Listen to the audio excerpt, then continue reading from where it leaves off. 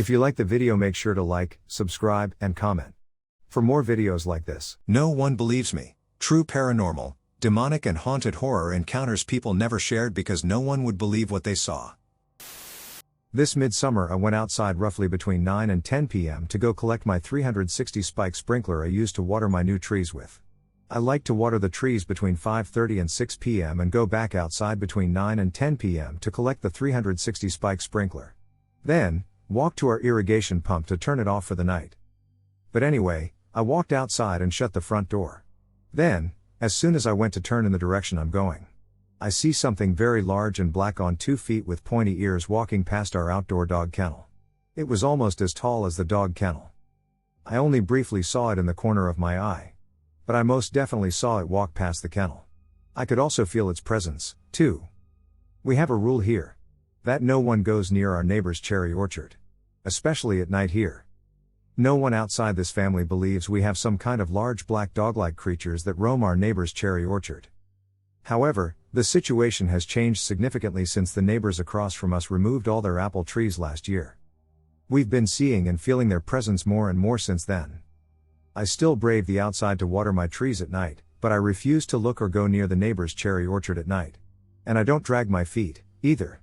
I quickly go do my outdoor chore and then quickly go back in the house. When I saw the creature, I refused to leave the porch without my uncle coming outside with me while I went and collected the sprinkler and shut the water off that night. My uncle lives in a rural area, and there were about 8 of us sitting on the porch at night. Everyone was sitting on a bench facing away from the house, while my wife and I were on a bench to the side, so it was like a 90-degree angle compared to my cousins. At some point, I saw some pale blue hands creeping out from the edge of the roof, followed by a head that slowly peeked out as well. The head was bulbous and super round with dark, black eyes. It looked directly down at my cousins sitting on the bench against the house and then towards my wife and me before slowly slipping back behind the roof. I was terrified for the next 10 minutes before finally getting up and heading to bed. This is the part that may discredit what I witnessed, but I noticed this all without looking directly at it because I was so scared. It wasn't out of the corner of my eye. I was leaning back and had a good view of the roof, but I didn't look directly at it. I thought it may have been a feral cat, though I had strong doubts since I'm sure I saw almost an egg-shaped head. But I asked my wife if she saw anything creepy while we were outside, and right away she said she saw an alien. One thing about my wife is that she has never believed in aliens, the chupacabra, or anything like that. She said she saw the same thing as well but actually got a look at it. We told everyone in the morning, but none of them believed us. We've seen so much weird shit in the skies at my uncle's ranch that I'm really surprised they didn't believe us. I know I sound crazy, but my wife and I are sure of what we saw. When I was in 4th grade, my dad picked me up from aftercare. He was acting completely normal when he picked me up, but as we were driving home, he started acting strange. His blood sugars were starting to skyrocket. He's a type 1 diabetic. He began to drive slightly erratically, driving on the shoulder and swerving back into the lane. I started crying and asking if he was mad at me, but he didn't answer. I was like 9. He drove right past our street that we were supposed to turn down for our house and continued down the highway. After 3 miles down, he turned down a random road, pulled over, and stopped the car. I was in tears at this point. I had no idea how to help. I just so happened to turn around. I was sitting in the back seat. There was an old school VW bus pulled off behind us, and out comes an older gentleman with pure white hair, a blue button-down collar shirt, and light tan pants. He knocked on the window, and my dad rolled it down and asked if everything was okay. I said, "No, my dad is having a diabetic attack and missed our street home." This man asked where we lived, and I told him. And she asked my dad to get out of the car into the passenger seat and proceeded to drive us home. I asked him if he lived nearby, and he said he had some family in our neighborhood that would bring him back to his car. He pulled up to our house. My dad and I got out and walked up to the front door, and then my stepmom flew up to open the door and knew instantly what was happening. So she called 911, an ambulance came, etc. I was sitting at the front away from the commotion while the paramedics were there, and I kept thinking about where the man went. I told my stepmom about this man that drove us home, and she said there wasn't anyone else there but my dad and I at the front door. So I believed this was an angel. And I still think about this angel 25 years later. A possible mimic encounter. In the summer I was gaming late at night, like 3 to 4 a.m., went downstairs to get water, turned on the lights in the living room, and headed to the table where there's a bottle of water. Next to the living room there's the kitchen. I see my mother in the dark pouring herself a glass of water. She often doesn't turn on the lights at night. I've caught her multiple times in the kitchen or bathroom in the dark. She simply says that she can't be bothered to turn on the lights. She asks me to go check if she left her glasses in the car. I tell her that we can check tomorrow since it's like 4 a.m. and she's going to sleep anyway. She doesn't answer, so I just go back upstairs. As I walk past my mother's room on my way to my own, I see her sleeping. What the F, go back downstairs, but there's no one in the kitchen anymore, but there's still the water bottle and the glass full of water. Paranormal encounter. I'm 21 now, but when I was about 10 or 11, something happened that I've only told a handful of people about because it sounds downright crazy. I was sleeping on a mattress on the floor next to my grandparents' bed. Right as I was falling asleep, I suddenly heard an intense roaring sound, like a bunch of cars racing at full speed, even though the house was silent and no one else heard it. The noise stopped abruptly, and the next second I felt invisible arms wrap around me tightly from behind. I panicked, jumped onto my grandparents' bed screaming, and pushed my head underneath the blanket. A few seconds later, 3 or 4 tall figures appeared in the room. They looked like men wearing old plague doctor masks, the ones with the long beaks, but without the beaks, and dark robes, holding thick brown leathery books. They were staring down at me or the books and chanting something I couldn't understand. Only I could see and hear them. My grandparents couldn't see the figures, but they knew something was seriously wrong because I was hysterical. While I was under the blanket, something ripped it completely off the bed and threw it to the floor. My grandpa started yelling, "Get these things out of my house," were his exact words. Then the bathroom faucet kept turning itself on full blast every time my grandfather tried to shut it off. After the masked figures finally vanished, I started seeing movement everywhere, spiders swinging from the ceiling, bugs crawling on the walls, and shadowy outlines of beings just standing motionless in the corners. I could tell they were there even though I couldn't see them clearly. When everything finally stopped, there was a strange burned mark left on the wall that hadn't been there before. We were a completely ordinary family, no occult stuff, no drugs, nothing that could explain it. I've never had any other hallucinations or mental health issues. Most people I've told think I dreamed it or made it up, but my grandparents were there and saw how terrified I was and the things that happened in the room that night.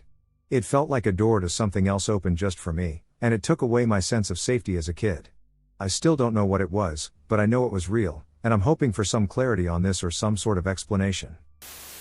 My brother died, and 3 years later I had a vivid dream that he was standing facing me and trying to say something to me, and then he pointed behind him, and behind him was a girl I went to high school with, and she was banging on this glass wall, staring at me, trying to talk. This was like 12 years after high school. He kept on trying to talk to me, and she kept on trying to say something to me with intensity and grief on her face. I woke up suddenly. When I woke up, I went and checked social media to see what she was up to. She had died 2 days prior. I immediately wrote her best friend, gave my heartfelt condolences, and tactfully asked if she knew why the dream would be occurring and if it meant anything to her intuitively or if it just sounded like coincidence. She said our high school friend's young daughter had gone missing in the drug part of town. She had recently disappeared. Her mother was trying to solve her disappearance before her death. 2 days later, I'm telling my best friend about this occurrence of this young girl going missing, and she says, "That's so weird, there was this couple in my store today, and the older man said to the young girl, 'Shh, don't joke around, you're a missing girl.'" My best friend said he had the most peculiar Eastern accent with a lisp. Suddenly the story of a missing girl pops up on the radio. In Canada, this is called an Amber Alert for missing kids, and the announcer says her kidnapper has a strong Eastern accent with a speech impediment. We froze. I had to pull the car over. We looked up the missing girl, and it was the girl from her store, my high school friend's daughter. Was my brother a consistent presence in our lives because we shared such a strong connection, even after his death? Did she get guided through by my brother? I didn't know the answers, and still don't, but everything lined up. Her manner, as she appeared to me, was frantic. Like a mother losing a child. The police were unable to find this girl. I finally found this child months later, and she was an addict. I tried to save her. I tried to inspire her and explain that her mother loved her beyond space and time, but it did not work. I reach out to her every few years. I haven't given up trying to inspire her back to life. One time I and my friends played with a Ouija board out in the woods, where people are known to do witchcraft. Well, nothing happened, and we got no response on the board, so we decided to leave. When we were leaving the woods, we kept coming across headless chickens, and then we found one headless chicken wrapped in a brown bag with some little items in it that almost looked like a ritual. I tried to use my phone flashlight to see and record, but suddenly my battery depleted, and the same thing happened to the batteries of my 3 friends who were with me. We were freaked out because the vibe got worse the longer we stuck around, like something just felt off. When I got home that night around 2 a.m., my girlfriend and I heard 3 knocks that didn't sound like they came from the door. Instead, they seemed to originate from the ceiling and the walls. Plus, I lived on the 2nd floor, and it would be impossible for anybody to knock on my door unless it was my downstairs neighbor. So I looked outside and didn't see anybody in sight. Since I was on the 2nd floor, I had a clear view of the whole street, and nobody was outside, so I just ignored it, and we went back to bed. Well, these knocks happened a few more times over the coming weeks, and it didn't stop until my girlfriend's grandma came over and blessed the house. It wasn't the scariest paranormal incident I've been in, but it was just something I really can't explain. I saw a demon at home once. I had come downstairs to get a drink and saw someone sitting on the couch. It was 3 a.m., and my parents usually went to bed about midnight, so since they were upright, I flicked the lights on to see who it was. Maybe mom was drunk again. I'll never forget that face. Skull of an ox or cow, but, wrong. All the facial features were on the flat part of the skull, the top. The creature had tightly coiled horns resembling a ram's, which formed a T shape with the top of its skull.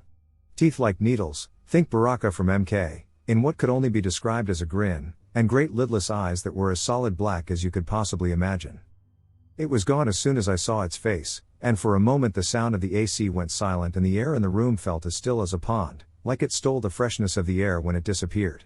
Never seen anything like it since then, outside of my NDE, even with psychedelic experiences. I think this might fit here. When I was about 14, I used to sleep on the couch in the hall, as my cousin took my bed for 1 week. So one day as I was joking, I suddenly saw something behind the curtains that separate the guest hall and main lobby of our house.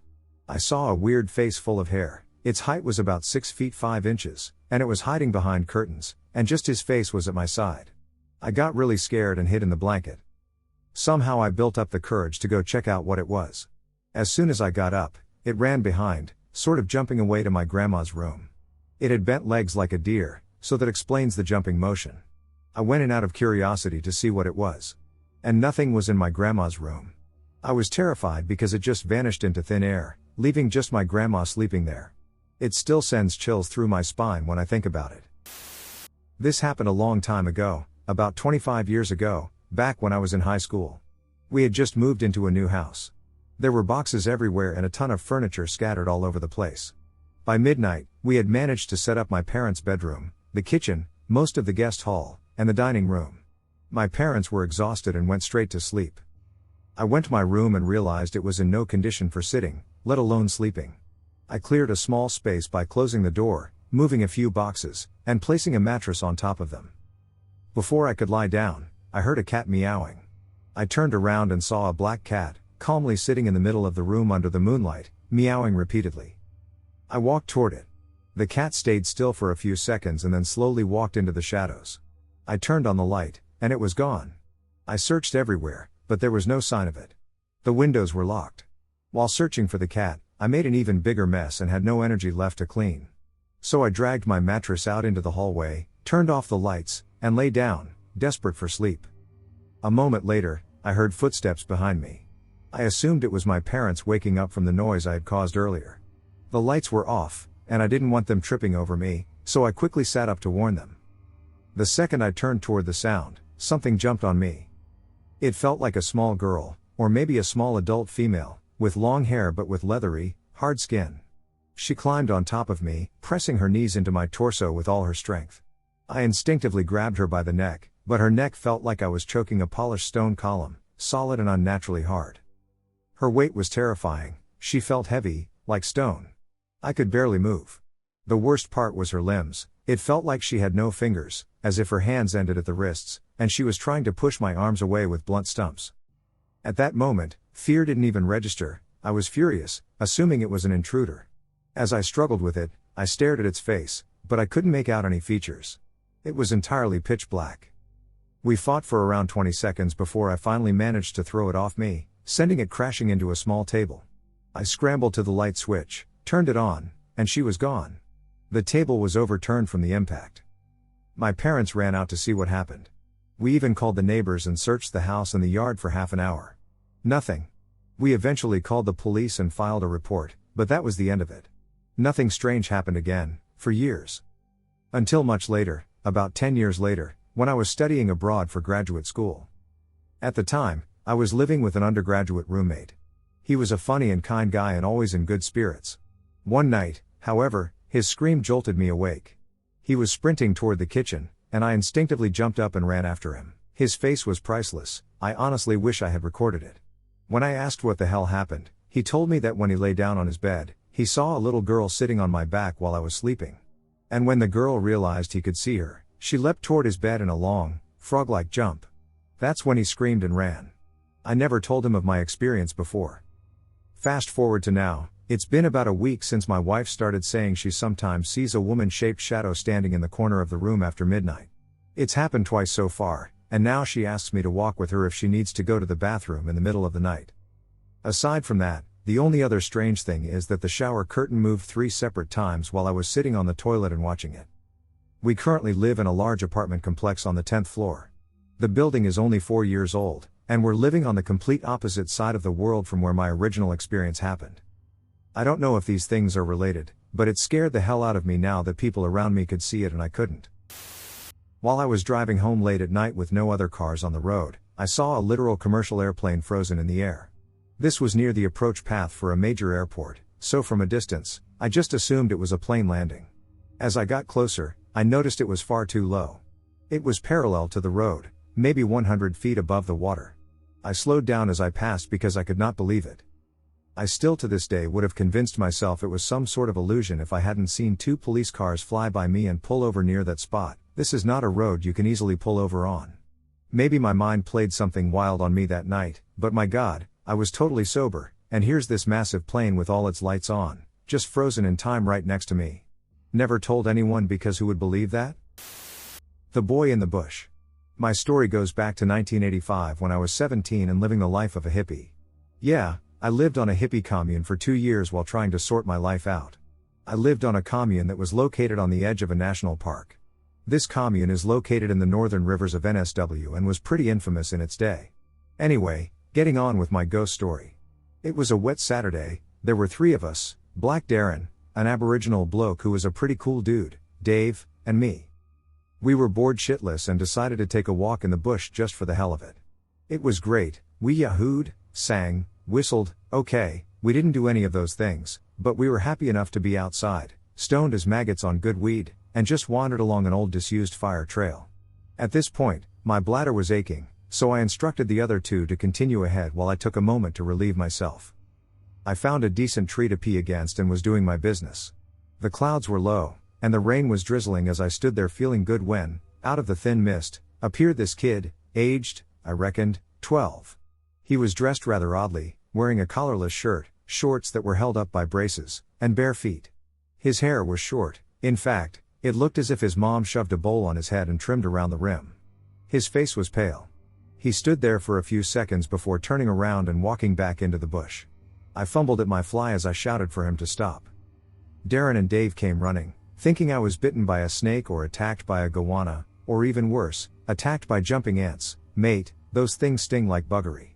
I stood looking around and told the lads what I saw. They didn't believe me, saying the weed we smoked was strong, so I must have imagined it. I didn't. That kid was real. Fast forward a few days, and we were in the pub. Dave blabbered about what I saw to one of the old locals who called me over. The old fella lived all his life in this town and came from an old timber-getting family. I reluctantly told him what I saw, and he looked at me strangely. I think I know who that kid might have been. Sorry, might have been? A boy way back in 1924 went missing, said the old fella, and his body was never found. That kid, I believe, who you saw, was my father's brother. I went back there again but never saw that kid again. True story.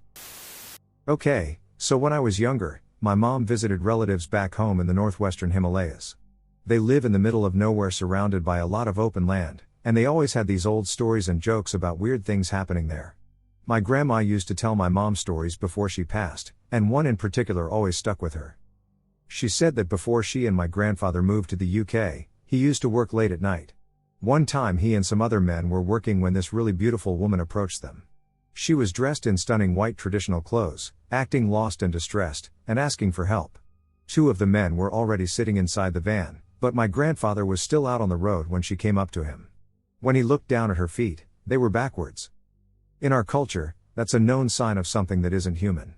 There are many old stories about entities that disguise themselves as beautiful women to trick people, but the feet always give them away. My grandma said my grandfather immediately ran to the van, and they sped off, completely terrified. I used to joke that it was probably just someone with a physical disability, but my visit made me rethink everything. When my mom and I went to visit family there, it was really hot and humid, so different from the UK climate she grew up in. She would go out sightseeing during the day, then come home, shower, put on perfume, and freshen up before bed. One of our relatives told her to stop wearing perfume at night because it can attract things. My mom isn't particularly cultural or religious, so she brushed it off. The house had these outdoor spaces and balconies where people would often sit or even sleep. One night my mom fell asleep outside after showering, and around 3 a.m. their dog suddenly started going crazy, barking and growling nonstop. It woke her up and scared her enough that she came inside. After that, the weirdness started happening every night. Always around 3 a.m. we'd hear scratching and banging noises outside the room we were sleeping in. The house had this space between the outer wall and the actual building, and it always sounded like something was moving around there. My mom kept feeling uneasy, like someone was watching her, and she eventually said she didn't even want to sleep in that room anymore. But on our last night in that room, everything escalated. Out of nowhere it sounded like someone or something was slamming on the shutters and making this horrible grunting noise, almost like a wild hog. We freaked out and called one of our male relatives. He climbed onto the roof to look into the narrow space between the house and the wall, and when he called my mom from up there on his mobile, he sounded panicked. He said it was empty, but we could all still hear the noises. That's when everyone really got scared. The relatives told my mom to pray, stop showering so late, and stop using perfume at night.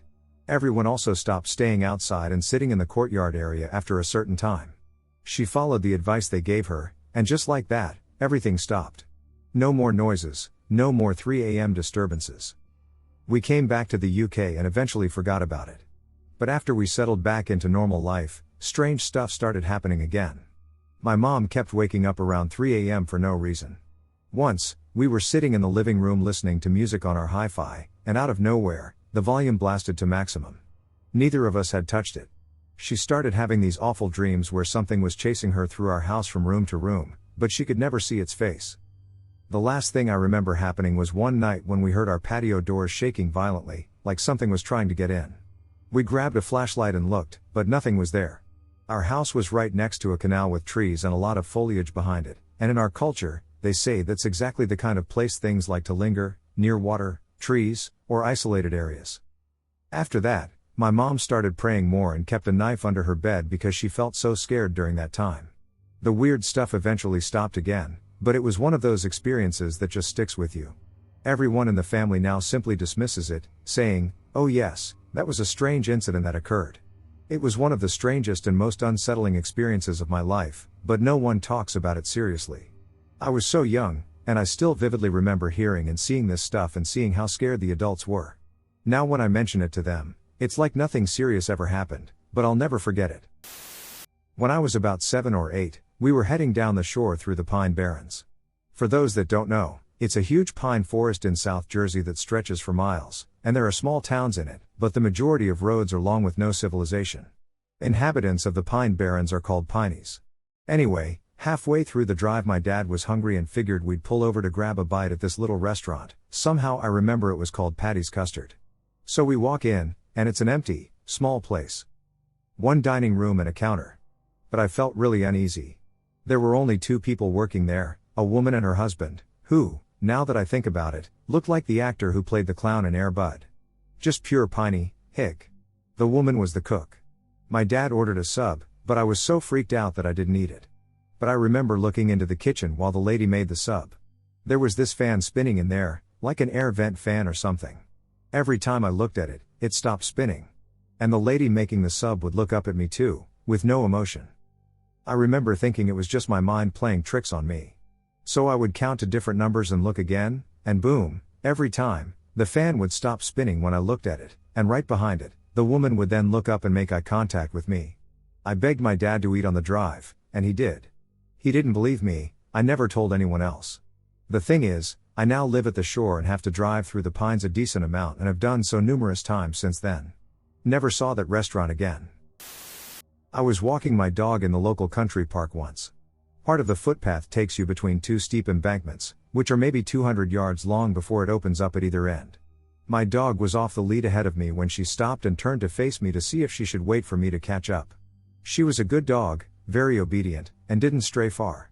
Suddenly something behind me caught her attention, and she bolted towards me and past me. She was a Jack Russell and could run like the wind.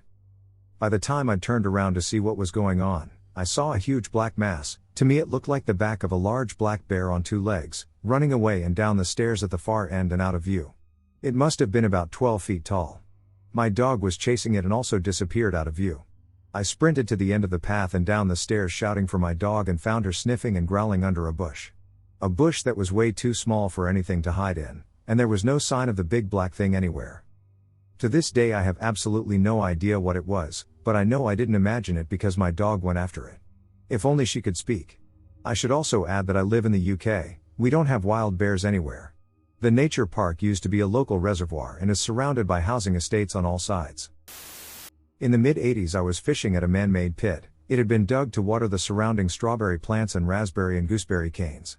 This was a pick-your-own-fruit place. The owners stocked the pit, and you could buy a day permit. I arrived early, around 4 a.m., set up, settled into my box, and poured a cup of coffee. After a while, it was light enough to see the outlines of trees, fences, etc. I was looking around and noticed in front of me, beyond the other side of the pit, some movement and something white. As I watched, I realized it was what appeared to be a little girl. I was, of course, very surprised, as it was so early and about a mile from the nearest house.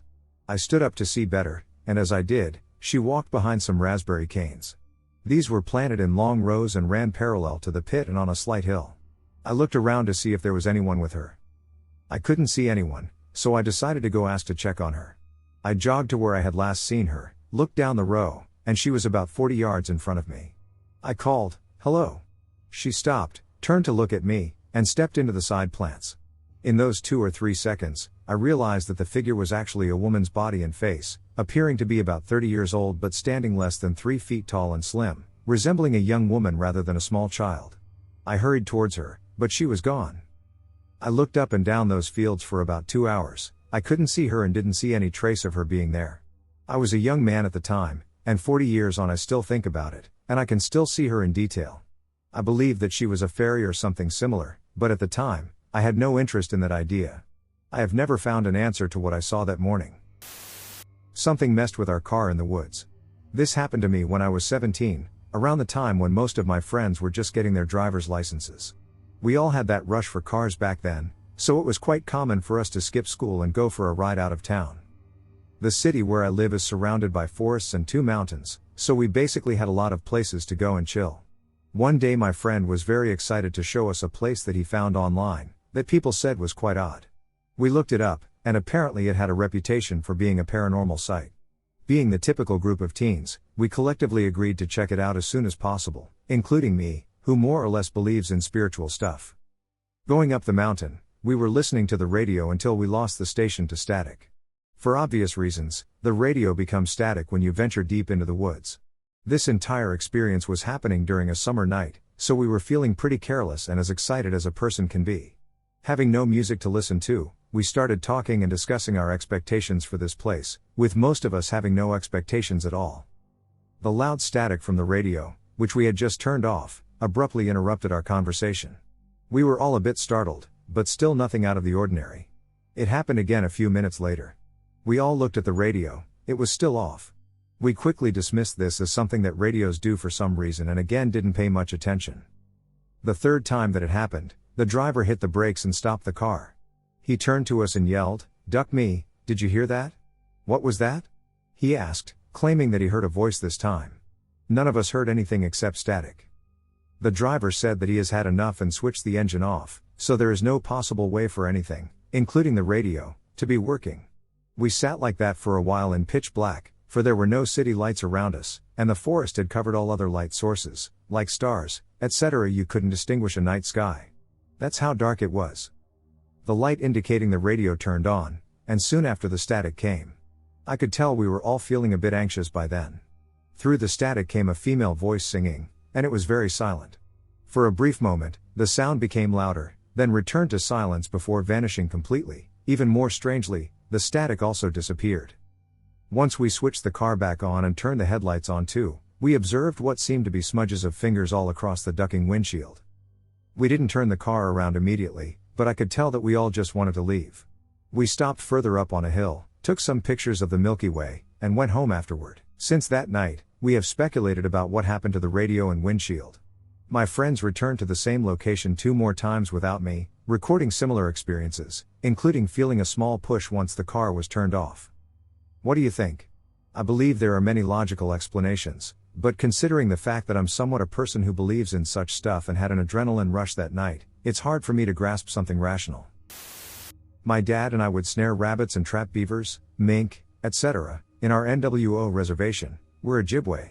One day when we were checking snares and traps and hauling the day's catch back to the truck, it went insanely quiet. No noise from the wind, the crunch of snow, or birds chirping, the whole shebang.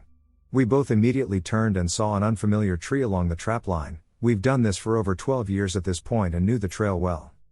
My entire mouth went dry, and my legs told me to run even before my mind registered anything. My dad was also running, and we maybe made it 40 meters from where we were and turned around to look again to see this strange tree, dead center of our well-traveled trap trail. We kept running another 60 meters or so, and I swear only when we entered the truck could I hear noises again. We looked out the window to see the tree still dead center of our trap trail, but now only about 12 to 15 meters away from the truck. We floored it out of there. My so swears she saw an alien when she was younger. The alien was in her room in the middle of the night and appeared worried when she saw it. She had woken up because her mouth was so dry. She got so scared she hid under her sheets and apparently fell asleep very fast. She says it wasn't a dream and could still feel her hardened muscles from the fear when she woke up. Having majored in psychology, I didn't believe her at first since our only link with anything in the world is perception, which is very dependent on our untrustworthy brains. When I met her, she was relatively new to the internet, and I cross-checked the things she said without her knowing. She described the alien as the Greys, which was remarkably accurate, even before she saw the picture. I know she could have seen one in so much media, but she never watched TV, movies, etc. But the thing that got me is when I read other alien contact testimonies, they all had a very dry mouth. Insanely dry, as they describe it. And with all the Bob Lazar stories and discovered proofs, so said the alien was about 4 feet tall before we watched the documentary where Bob mentions the crafts were designed for 4-foot humanoids. I can actually say, even as an academic, that I strongly believe in aliens. A story about my brother's encounter. Hey guys. My mom told me this story about my brother's encounter when he was little. When we were young, we lived in Virginia. We lived in a medium-sized, 2-story house. Nothing fancy. We lived there for around 3 years. Would have been longer if not for this. After around 2 years of living there, my brother came downstairs and said to my mom, "Hey, mommy, who's the man upstairs?" "What, man?" she said. He took my mom upstairs to show her, but he was gone. He looked all over and then said, "Oh, I guess he had to leave." My mom dismissed this as a 5-year-old's mind just making things up or even playing pretend. Here is when things started to get weird. My mother would hear him upstairs having a conversation with someone, presumably me, but I was always downstairs. I wasn't allowed to go upstairs since I was so small. They were afraid I would hurt myself if I wasn't watched over. That's the kind of kid I was. So after a while, my brother eventually stopped talking about him. My mom, out of curiosity, asked him, "Hey Aiden, what happened to your friend?" He said, "Oh, he's not coming back." "Why is that?" my mom asked. "Because Grandma Stone told him to leave us alone." This made my mom freak out. "Why?" "Because my Grandma Stone died a week after my brother was born. There's no way he would know who she was." We later found out that behind our house, in the field, was a Civil War burial ground. We promptly moved after that. My old house was haunted. Several paranormal encounters caused my mom to believe me a few years later. The shout. Sometime after the shower incident, I was in middle school, 12 to 13 years old at this point. I came home, and again. It was only my mom and I in the house since my older brother and stepdad were out working. She told me she'd be stepping out to get the mail. I stayed inside. I went to the bathroom. I, being a fan of Michael Jackson's music, was playing one of his songs while I opened the door. I heard a loud ooh. Like one of his signature shouts. This sound did not come out of my phone. This sounds crazy. I am not saying it was his spirit or something, but it was something that shouted within the house. I paused the music. I am already freaking out because no one is home. The sound came from across the house in the direction of my brother's room. I nervously walked down the hallway, hoping that it was he who was home. I looked in his closet, bathroom, and bedroom for anything that could have caused the noise. But there was nothing. I have not told this to my mom or anyone, because they would think I'm insane. The whisper. I was around 13 to 14 years old and lying in bed in a room I shared with my mom and stepdad. He had his own bed on the other side of the room. He was lying in bed on his phone, while my mom was in the kitchen making food. The door to the room was open, so I was able to see her from where I was. Next to the room was the laundry room. There was no door to it. I was playing Clash Royale on my phone when I heard it. A whisper, "Hey, Abby." The voice sounded very familiar. It sounded like Michael Jackson's voice. It sounds nuts, I know. The voice came from the laundry room. I answered to it, "Rookie mistake." I responded with "Huh." I looked at my stepdad and asked, "Did you call me?" He said no. I stood up and looked around the laundry room. There was nothing. I went to my mom and asked her if she had called me.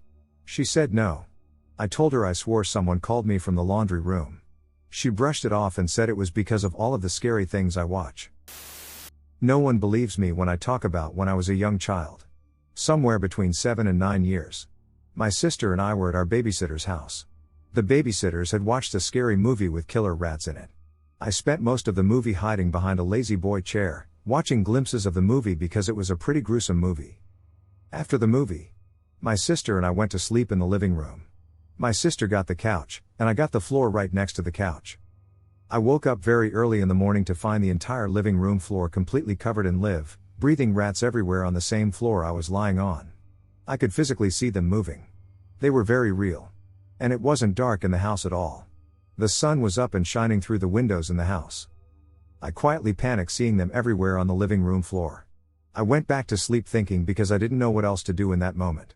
But close your eyes. I was hoping that none of it was real. Maybe a few minutes later, or maybe an hour, maybe? I woke back up and looked around the living room. And no rats anywhere. Like they just vanished or weren't real. I have no idea where they came from or where they went. I do know the house was surrounded by dirt fields on 2 sides of the property. But other than that, it was one of the weirdest and strangest things I've ever seen since I was a child. I can't believe I actually saw a ghost the other night with my own eyes. I was going to the store about 10:30 p.m. when my car overheated. I live in a very rural area. Pull over, let it cool down, check the radiator, and drive a couple more miles, and it overheats again. At this point it's after midnight, and I am not too far away from my house, a 1.5-mile walk. It's a pretty night, just a little chilly. So I decide instead of risking hurting the car, I'll just hoof it. The road I live on is a very rough mountainous road made of dirt. I was not far from my destination, so I set out on foot, feeling unconcerned because I understood the reason for the car's overheating, and I needed a walk regardless. I walked down the 2-lane highway, then 2/3 or so down my dirt road. I'm moving at a good clip. There was enough moonlight that I didn't need a flashlight anyway. I see something coming up a neighbor's driveway and hear faint steps on the gravel on my left. It's walking right up that driveway out towards the main road, which I am walking past. My first thought is, shit, one of my neighbors heard or saw me walking down our road in the middle of the night and thinks I'm messing around, casing houses, or something. At any moment, I expect to see a flashlight, a gun, or a combination of the two, as well as some questions. Then I realize what I am seeing. There is a man walking towards me, except I can see through him. It resembled a predator from the beginning, which adopted the texture of the surrounding trees. However, as it approached, it clearly appeared as a man, slightly larger in build but the same height, wearing what I believe to be a plaid lumberjack-style shirt and denim pants, with longer hair styled like Theo Vaughn's. He walks out of the driveway, within about 30 feet. He walks out of the driveway within about 30 feet, then comes alongside me and walks beside me for about 100 to 150 feet, staying 30 feet to my left along this split-rail wooden fence. When I get to the end of that fence, he stops and puts his arm up on it and just stares at me. I did not say a word. I just kept walking, the hair on my head standing on end. I mean, I saw the man. I also saw through him. It was just like when they beam people up in Star Trek, when they look faint, it's like they are 40% solid maybe. And only 30 feet away for a good 1 to 2 minutes straight. He deliberately came down that driveway to meet me on the road and walk beside me, watching me. The look he had was sad, or like he wanted to tell me something but couldn't find his voice. So I keep walking, and I'm terrified to look back, and I just keep saying to myself, what the F, did that just really happen? I was never scared, really, just more in disbelief of what I had witnessed. I began to get really disturbed by it as I got closer to my house. It's creeping me out more and more, so the next morning I'm in the kitchen telling my dad about it. I explained that I have always believed in aliens and UFOs, but never in ghosts, not at all, and while my dad looked at me skeptically, he then asked me exactly where it happened. Suddenly it dawns on me, I remember him telling me about a year ago, before I moved back in, that one of the neighbors we barely knew had ended himself in that house down the driveway where that split rail fence is. I have tears in my eyes, my hair is standing on end, and my nerves are electrified writing these words now. Up until the other night I thought all paranormal activity was outright bullcrap. Then I saw a ghost. I am willing to take a polygraph, may God strike me dead if I am lying, I saw a ghost with my own sober eyes. I can only guess it was that unfortunate soul. I have been shaken ever since.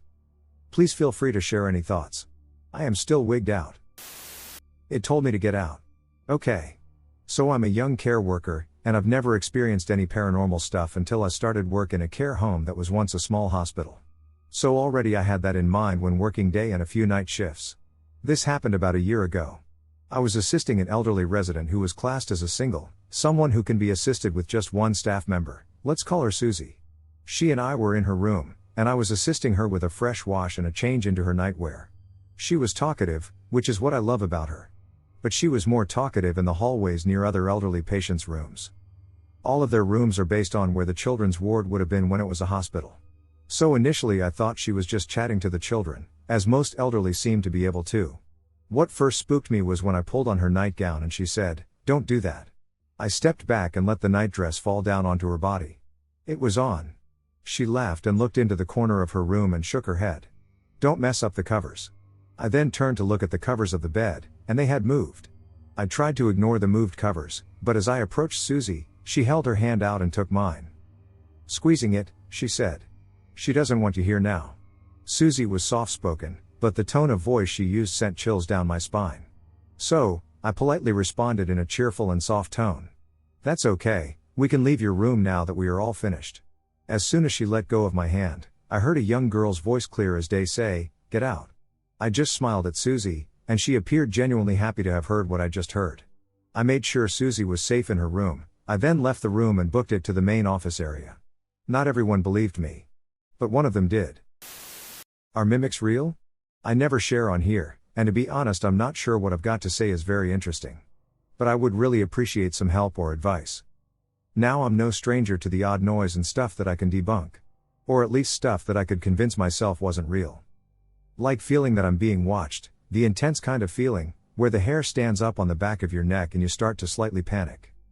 Or our Alexa suddenly being on volume 10, it's usually on something really low, like 2 or 3, and then shouting that it doesn't understand what we're saying, when we haven't said anything. At 2 a.m., someone knocked very loudly on my bedroom door while both of my parents were asleep in their bedroom on the other side of the house, and when I opened my door, no one was there. Even after inspection. Thinking about it now, there would be absolutely no way for either of my parents to sneak out of bed, come to my room and knock on my door, and then make it back into bed in time for me to have come and open the door. I also hear every noise in the house. I know when they open their door. I know when they're using the bathroom. I can hear everything. And I didn't hear anything that night. Still, I pushed it to the back of my mind and told myself that it had to have been one of them. Even after telling them about it, they swear that it wasn't them. But then, about 2 months ago, I was sitting downstairs with my mom watching TV. She paused it so that she could go to the bathroom, so I went to go and make us a cuppa. She'd gotten upstairs, and then about a minute later, as clear as day, I hear her shout my name, so I walk towards the stairs, and she's coming down at the same time, and before I say anything, she asks me if I shouted for her. I told her that no, I didn't, and that I thought she'd shouted for me.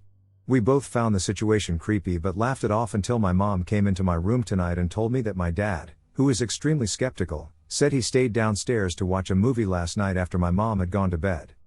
He heard what he believed was my mom whispering or shouting his name, and he is completely certain that the sound originated from the kitchen.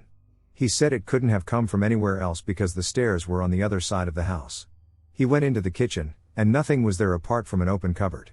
He went upstairs to make sure my mom was in bed, and she was. The door was closed, and she was fast asleep. I think it's becoming obvious that there is something with us, and it's starting to bother me. I don't think it's a ghost/spirit. I don't know what it is. But when I read up about mimics, I was wondering if there's a possibility that this could be one.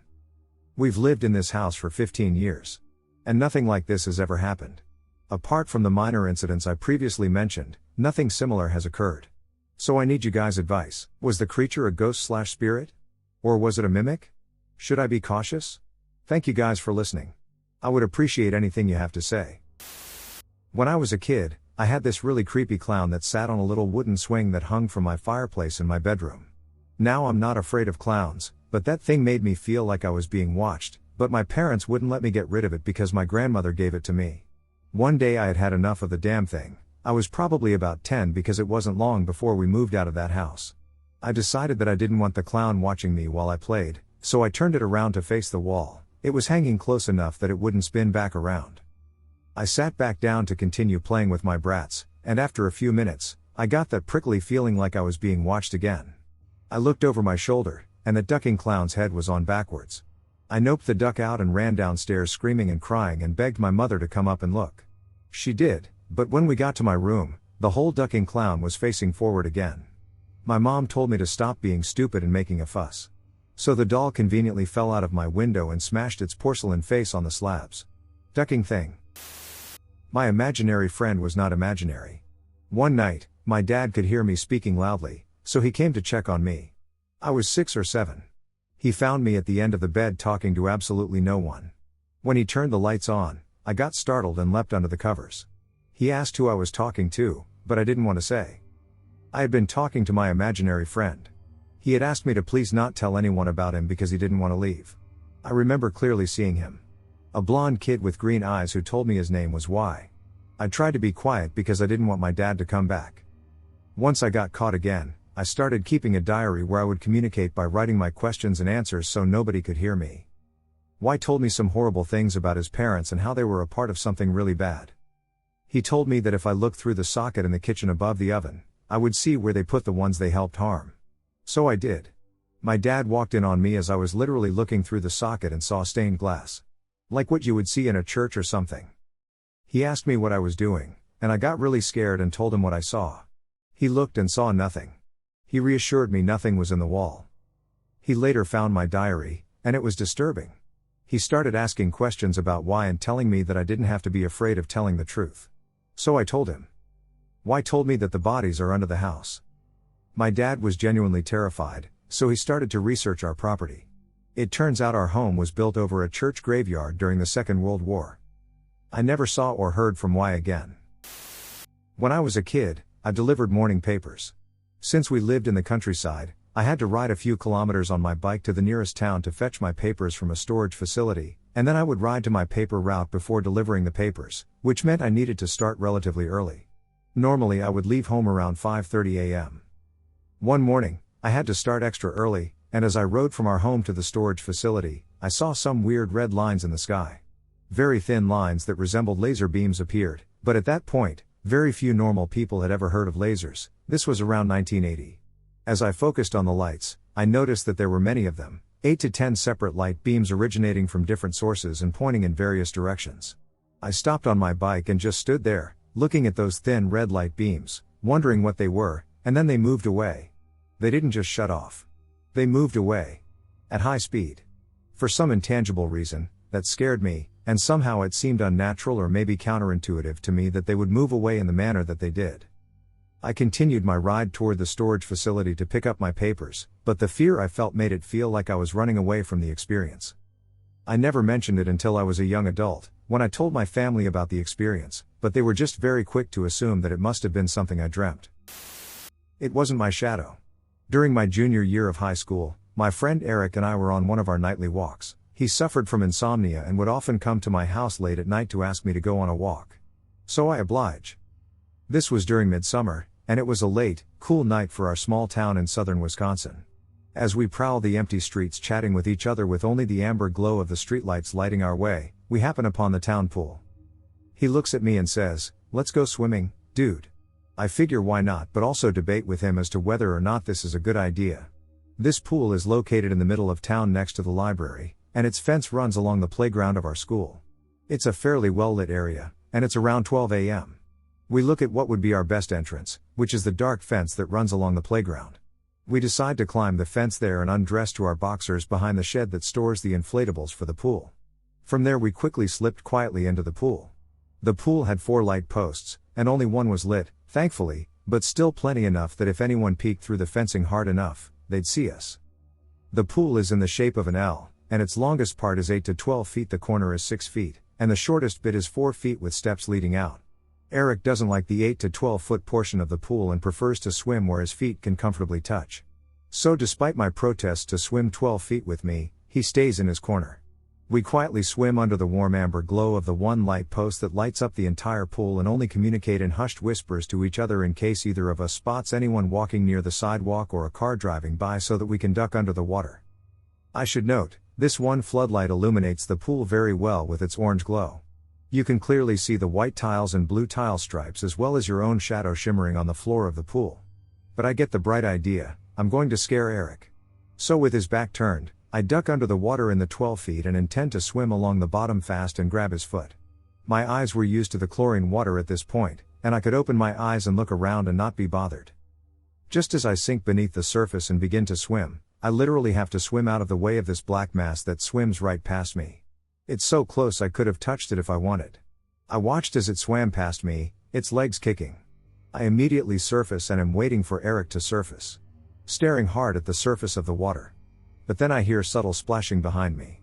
I turn around, and I see Eric just chilling 20 feet behind me. I calmly ask with a frog in my throat. Eric, how long have you been over there? The whole time, dude. Why? Serious? Yeah. Why? I then turn as I'm asking myself, then who is that? I look down at the bottom of the pool, and I'm frozen. At the base of the pool is standing a solid black figure that puts its hand up and waves to me. I know it's not my shadow because I can see my shadow, and it's cast not far from my feet since I'm at the 8 feet section, and this figure is at the clear 12 base of the pool. I don't feel threatened by this figure. I mean, it's waving to me with one hand up. Solid black. I can't even see the white tiles behind it. No features that I can identify as male or female. Age, or clothes, or anything. After watching this thing wave at me for 10 seconds or so, I immediately swim drunkenly over to the edge in a swift manner. I'm clinging to the edge, shaken. I've experienced paranormal things before, but nothing like this. Nobody else entered the pool, and we would have easily seen them, thanks to the floodlight. Eric notices my shaken demeanor and swims over to me in the 12 feet clinging to the wall. He looks at me. Dude? You okay? You're serious, right? You never swam over to me. Bro, you know I don't like going in the 12 feet. Well, neither do I. I clamber up out of the pool and hastily shuffle into the shadows behind the shed and shake off the water. Eric slips out after me and asks, dude, what's the matter? I started to change back into my clothes and turned to him and said, after. I'm done swimming. After we started on our walk back to my house dripping wet in our clothes, I told him what I saw. And I believe him wholeheartedly that he never swam over to me. I know this because when I went to go under, I was watching him, and he was 20 or so feet away with his back to me. And I'm the faster swimmer, but even I couldn't go back 20 feet back and forth between us in the few seconds this took place. I later on checked the records at the library, and in the news clippings I saw nothing of any reported drownings or deaths. Only that the old high school used to be where the pool is now and was torn down, but no incidents or deaths were recorded or reported. To this day I don't know what I saw in that pool. Nor have I ever gone and swum in that pool since that night. But that experience compounded my beliefs and experiences in the paranormal that I had prior. My aunts and uncles found a Ouija board buried in their childhood home. What followed still freaks me out. I've never touched a Ouija board myself, and after hearing this story, I never will. This was told to me by my aunt, and it happened when my mom, aunts, and uncles were kids, back when they all lived in an old duplex in Utah. The building was already old. Both sides of the duplex shared a basement, and in that basement was a crawl space that connected the two units. It was low, dark, and dirt-floored, supported by thick wooden beams. My grandma had cleaned it out so the kids would have a place to play, and they spent a lot of time down there, using their imaginations and treating it like their own hidden world. One day, while digging around near the back of the crawl space, They uncovered something buried in the dirt, a Ouija board. None of them knew where it came from. No one admitted bringing it down there. But they were kids, curious and bored, and they didn't really understand what it was, so they decided to play with it. That didn't last long. My family is very Catholic, and when my grandma found out what they were doing, she was furious. She didn't hesitate. She took the board away, cut it up into pieces, and threw it out, making sure it was completely gone. She made it very clear that they were never to mess with something like that again. A few days later, the kids went back into the crawlspace to play like they always had. The space had been cleaned out before, and nothing new had been brought down there. But sitting on the dirt floor was a single piece of cardboard. It was part of the Ouija board. Printed on it was one letter, I. There was no reason for it to be there. No way it should have survived being destroyed, and no explanation for how it could have made its way back into that crawlspace. Everyone swore they hadn't brought it down there. When my grandma saw it, she believed it wasn't random. To her, it was a message. Not a full sentence, just enough to be understood. I am. As in, I am still here. After that, my grandma had the house blessed. But my mom still had strange experiences in the house after the fact. My grandpa was Filipino, and when he died we did our best to follow funeral customs, one of which is a celebration 40 days after the funeral. Well, no one could really make it on the 40th day, aside from myself, my mom, and his housekeeper. I wound up staying the night for the celebration the next day, after having done the rosary that day, and as I was rummaging in my bag, I felt his housekeeper come into the room. I stood and started to turn to tell her I was going to bed in a minute and saw my grandpa standing in the doorway to his study. He just kind of looked around, like he was making sure everything was in order, and then he was gone. I've told maybe a couple people, because I know the family would either not believe me or flip out. I never did see him again, I haven't ever felt him. I think he genuinely was trying to make sure everything was okay, because that's how he was. Unfriendly paranormal encounter. This happened while in high school over 15 years ago. 15-year-old male at the time. I have only had one experience like this and believe it was random. I grew up in an older 2-story modest home with my mom in a small town in mid-Missouri. My bedroom was upstairs and rectangular in shape. It was long, spanning most of the length of the house. On one end was a window facing the street, and on the other end was the bedroom door. My bed was near the window side of the room. That particular evening, I was up late watching some random shows in my room. I remember feeling uneasy. Something didn't feel right, but I couldn't pinpoint what. It had been an uneventful day. Eventually, I got bored with the TV, crawled into bed, and somehow fell asleep. Instantly, I awoke and shot straight up in bed. A crippling sense of dread consumed me. I was terrified and couldn't explain why. And what really worried me was feeling that way in my own room, a familiar place where I had always felt very safe. Not that night. I felt like I wasn't alone. I must have been sitting upright for 15 to 20 seconds before swinging my legs over toward the right side of the bed. I purposely kept my eyes low on my legs and the floor. Then, after several long seconds, which felt like an eternity, I slowly glanced upward toward the other end of the long room. It was mostly dark except for a small amount of light from the dim street lamp outside that penetrated through the closed blinds behind me. This light provided just enough illumination to barely make out the layout of the room. In front of me, halfway between my bed and the door, stood a dark, featureless, human-like shaped silhouette.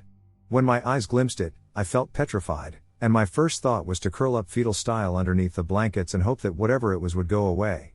That is paralyzing fear. I quickly rationalized that hiding under the blankets wouldn't get me away from this presence. I needed to get out of the room, and directly through it was the only way. I mustered up whatever courage I had, shakily stood up on both feet, and bolted toward the door to escape. While passing through it, I felt the coldest sensation shoot throughout my entire body, every hair stood straight up, which made me speed up even faster. I got to the door, swung it open, and flew down the stairs. I stayed down there for some time while trying to process what had just happened. I then went to the living room, where our family dog, Trixie, a Rottweiler/Pit Bull mix, was sleeping in the kennel. I got her out, leashed her, and cautiously walked to the base of the stairs that led up to my room. I don't recall her acting weird or noticing anything, but I still felt something was up there, so we slept on the living room couch the rest of the night. That's my only possible paranormal experience. I didn't feel physically threatened by it, like my life was in danger, but I definitely got the feeling that I was unwanted. As if I had trespassed onto someone else's property and needed to get out now. A couple of things. My dog slept in my room often at night, but for whatever reason she was in the kennel that evening. I often wonder if she would have alerted me if she had been in the room. Also, when I initially awoke, it felt like only minutes had passed since going to bed, but I had actually been asleep for 2 to 3 hours. Thank you guys for listening. They never believed me. I still don't know why I had to go through this, but I can assure you with every ounce of my being that this was real. About 8 years ago, my family moved into a new house that was abandoned halfway through building it. I was so excited because I finally would get my own room. I was 10 when we moved in, and I had 4 younger siblings. I know I have a big family lol. After getting settled and living in the house for about a month, my family paid a casual trip to my grandparents' house that was only about 5 minutes away from ours. Now, I've been to their house thousands of times and even lived there when my parents were looking for a home. There was nothing out of the ordinary here, except it was a mansion in the middle of a ranch. It went as any other evening would go, and my dad buckled us kids up in our minivan. He walked back to the front porch to say goodbye to Grandma and Grandpa with my mom. While sitting in the van, I noticed a man, standing on the balcony above us, just staring at me. Through the window. Directly above my parents. I nudged my sister and pointed, and she saw him too. We laughed and waved, thinking it was my grandpa, but he didn't smile back. We didn't think anything of this, and when we got home my sister brought it up to my mom. She panicked, telling my dad to call the police, thinking that someone broke into their house. I told them it was Grandpa, but they responded, "No, Molly. We were talking to both Grandpa and Grandma on the front porch, remember?" I was immediately confused, but after the sheriff came by, a quick inspection pushed all anxiety out the door, and we never talked about it again. But things only got worse from then on. I felt like a person was breathing down my neck at every waking moment.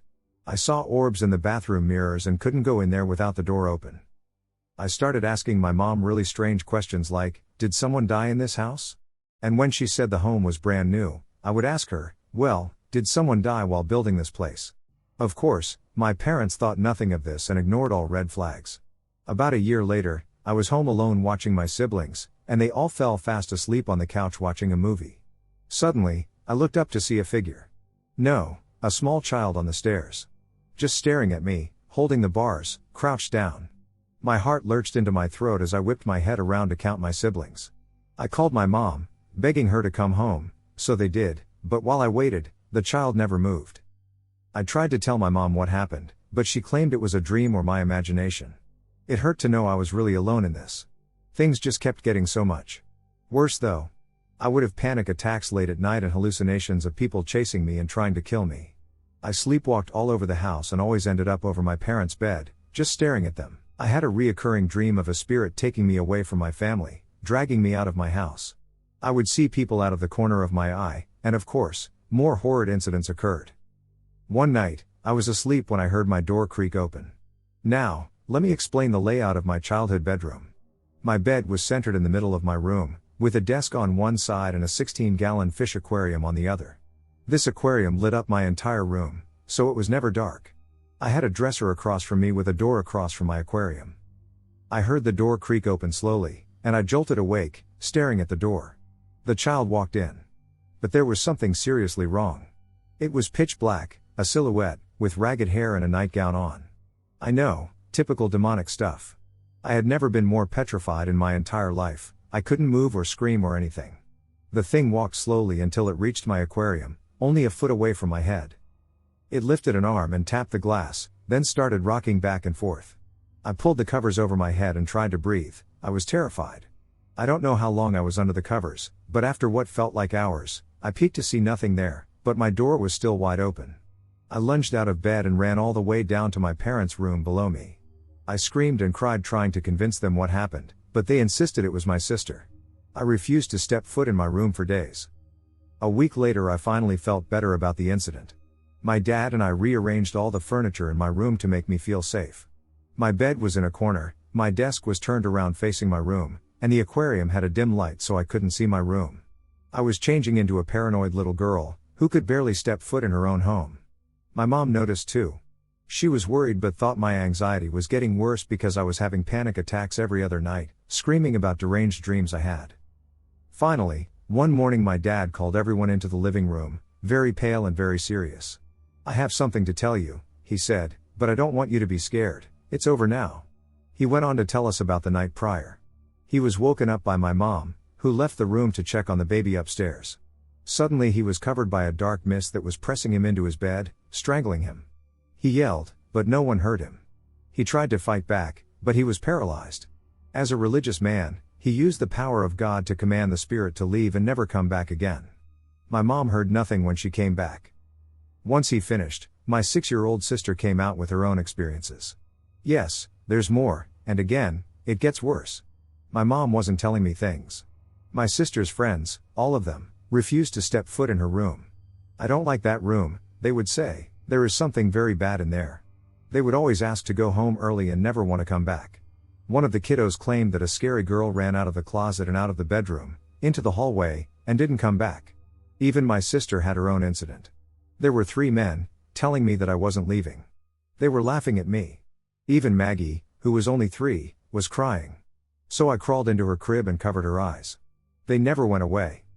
I was shocked that I wasn't the only one and no one was sharing this with me. I was angry and scared. Why would they not believe me? I was alone, dealing with this demon for years. So many questions have come into my mind. It was a demon, no doubt. Was I sleepwalking because I was possessed? Research concluded that for me. I, indeed, very possibly could have been possessed. Demons take the form of children, that explained the girl. Every time I share this story, the feelings come back, and the trauma comes back.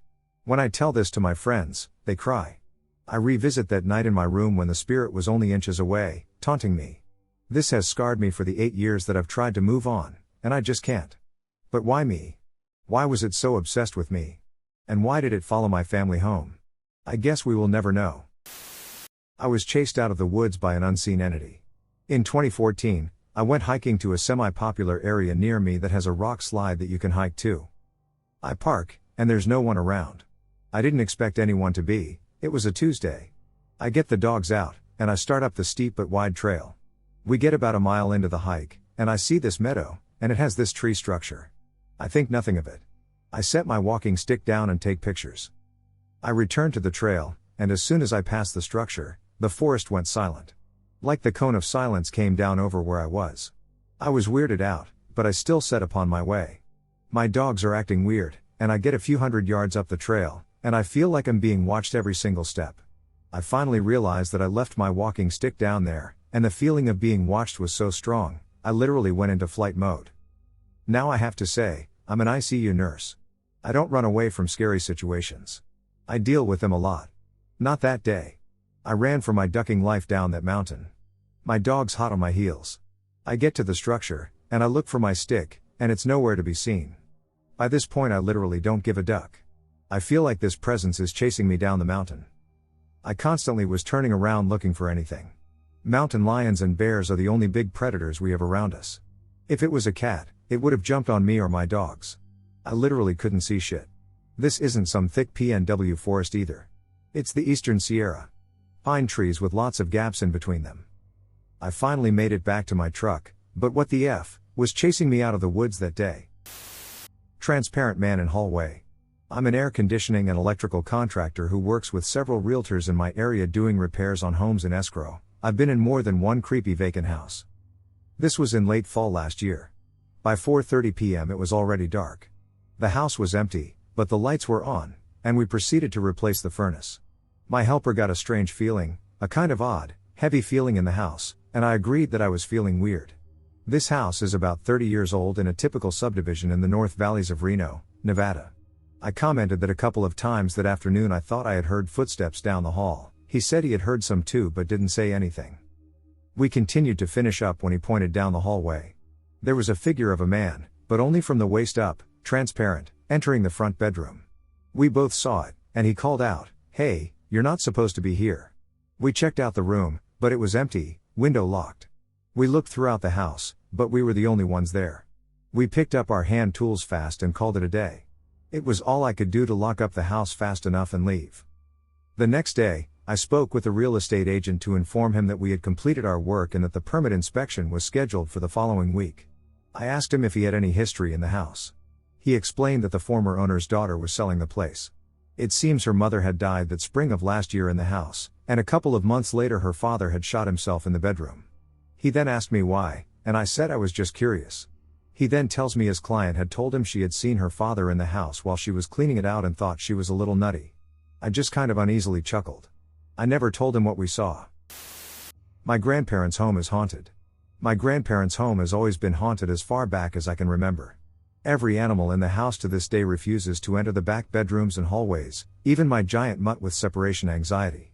The feeling of unease and being watched is constant, to the point that many of my relatives refuse to use the bathroom at the end of that hallway. I used to sleep in the worst room of the house, the one that just emanated negativity and fear. I have many stories from growing up in that house, such as shower curtains being yanked, whispers and footsteps in the night, and opening and closing doors, but recently things have kicked up a notch. My grandmother asked me to make the entity leave, and I did try. Sage incense, holy water, telling the entity to leave as it was unwelcome in the home, etc. It did not work, but things did quiet down until now. Though I've moved away, I still visit often, and I also paint. I spent months on a painting of lovebirds that my grandparents wanted to take and place in their home. I didn't think much of it. Sure, books and small knickknacks randomly fly off of shelves, but a large painting would be fine, right? Wrong. This painting is nearly 4.5 feet long and 4 feet wide and sat perfectly above their fireplace. As my grandparents are older, they had not hung the painting due to being unable to use ladders, but they leaned it against the wall, and it stayed that way for weeks. Recently they found my painting thrown to the floor, face down, with punctures through the canvas, and the canvas frame, made of thick wood, was warped. The glass statues in front of the painting had also been knocked down but were unscathed, and nothing was found that could have caused such damage to the painting. My grandfather, bless his kind heart, painstakingly tried to repair the canvas and minimize the damage. Though the frame is still warped, the painting itself no longer has gaping holes, as he pieced it back together and taped the back. He even showed me his repairs that are far better than I could have imagined. He has carefully propped the painting back up and placed heavier knickknacks in front of it. Still, I am sad about my work being damaged, and I suspect it's from the entity. We don't live in an area where seismic activity would have been a concern, and if it had been seismic activity, I would have assumed other precariously placed knickknacks would have fallen and been damaged. They have floor-to-ceiling bookshelves full of stuff in the same room. The mantel still had most of its small and fragile stuff untouched, and nothing else was out of place. I've told my grandparents that I am not equipped to tackle this entity and directed them to other resources. This thing has been a constant headache in that house since I was a baby, and I suspect it won't go anywhere else willingly, as it made its annoyance at my removal attempt very clear. This is relatively tame compared to many stories I've seen on here, but I've been dealing with the paranormal my whole life, and this one particular entity is incredibly frustrating. If anyone has any advice for my grandparents, I'd love to hear it. My strange experience with a ghost ship while serving in the Persian Gulf. I haven't talked about this with very many people except a few friends over beers late at night. It doesn't seem real even now as I'm trying to relive the incident. I was in the Navy for 4 years, and I've seen a lot of strange things out in the middle of the ocean, but never anything like what I'm about to describe. One of the commands I was stationed at was on a coastal patrol boat in the Persian Gulf. Our primary tasking, among others, was to board fishing vessels and freighters to look for weapons, contraband, and narcotics. For security and privacy reasons I won't reveal the vessel, crew members, or command names. One July evening in 2015, we were sailing in the northern portion of the Gulf off the coast of Iran.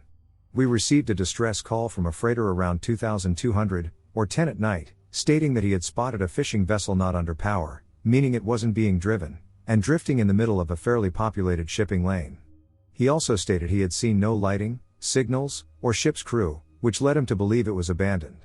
We took down the coordinates and arrived in the area a half hour later. Finding the ship was difficult, but we were able to locate it using NVGs, night vision goggles, and radar. Upon locating the vessel, we manned up one of our boarding teams, including myself, in an effort to climb aboard and sort out the situation. We had to be cautious. It isn't unheard of for ISIS and Taliban forces to rig trap boats for us to board and then detonate them. A few sailors were ended 2 years before my deployment in the same way. We boarded safely and began our search. My team of 3 were directed to check out the lower decks, which included the crew's quarters and the engine room. We didn't find a shred of evidence that any people had even been living on board, which was extremely strange.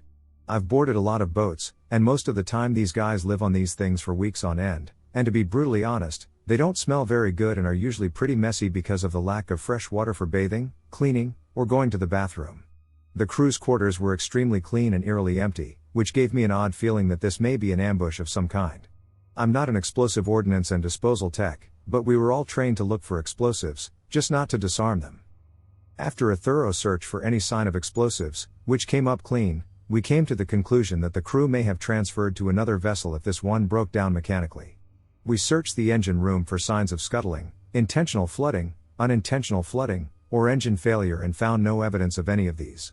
Our captain came over our headsets, explaining that the only option we had based on the situation at hand was to rig the vessel for tow and haul it to the next port of call we were headed to. After securing the vessel 2 hours with heavy steel cable and a huge rope designed for this specific purpose, we headed on a southerly course to continue our evening patrol. It's around 03:00 in the morning, and I'm on night watch with 2 other guys in the pilot house of our boat. We had a roving lookout that would walk around the top deck with a rifle and scan the water and the sky for anything relevant. The lookout comes over the radio saying that he sees blue lights on and under the fishing boat we are towing. He says that he can see dark shapes moving around on the top deck as well through his night vision, and they look like people. He asks for one of us to come and look, so I walk down, and sure enough, I see the same thing he's seeing. Shadowy figures are walking around the deck, and there are lights moving erratically around them and in the water around the boat.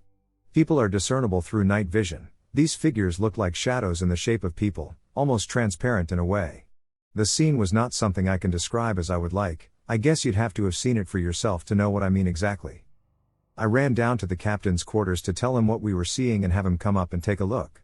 When he got to the aft end of the ship, and I'm not even exaggerating, right when we got there a thick fog started to roll in and almost engulfed the entire area around us. It's hot in the Gulf, and the humidity does produce a natural haze on the surface of the water at times, but this fog was unlike anything I had seen. It was like a white blanket, and all we could see was the starlight above and this fog closing in. We all just stood there not knowing what to say, honestly, our captain included. Before long the fog had pretty much consumed the fishing boat, and we lost sight of it.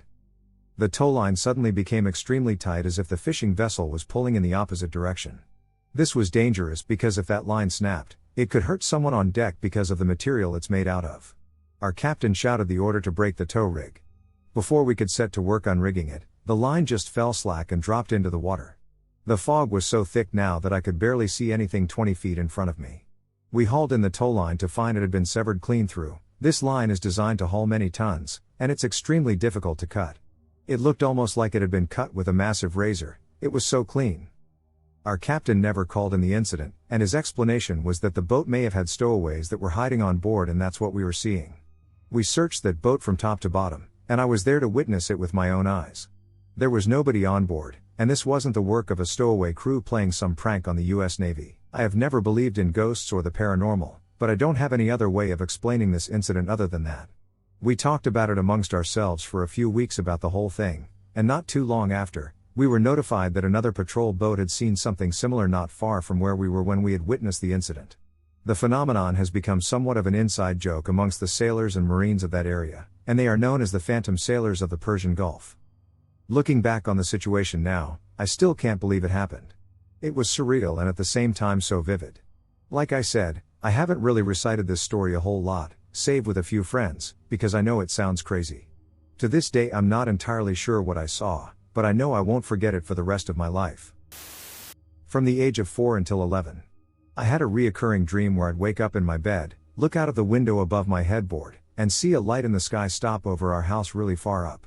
Then 2 ghosts would appear at the window floating, or they'd be in my bedroom trying to play/tickle/grab me. I'd jump up and run to the end of the room and pull myself out of the bedroom and down the stairs. I'd go down the hallway, but when turning around, I'd see the 2 ghosts and a taller, bigger thing, like a red demonic figure, coming at me. If I got into the living room, sometimes it would be empty, other times my folks would be sitting watching TV, but it would be off or static, and they wouldn't hear me shouting. Eventually, I'd be pulled back towards the things following me, and they'd take me up and through my bed and out of the house. I remember going up. Then I'd be in a huge cylindrical room with a podium in the middle. Someone tall was in the middle, who I called the witch. She'd ask me one of 3 questions, I'd always get the answer wrong, then a hatch would open beneath me and I'd drop. Then I'd wake up with a bounce. Even seeing the light in the sky when I'd wake up would petrify me.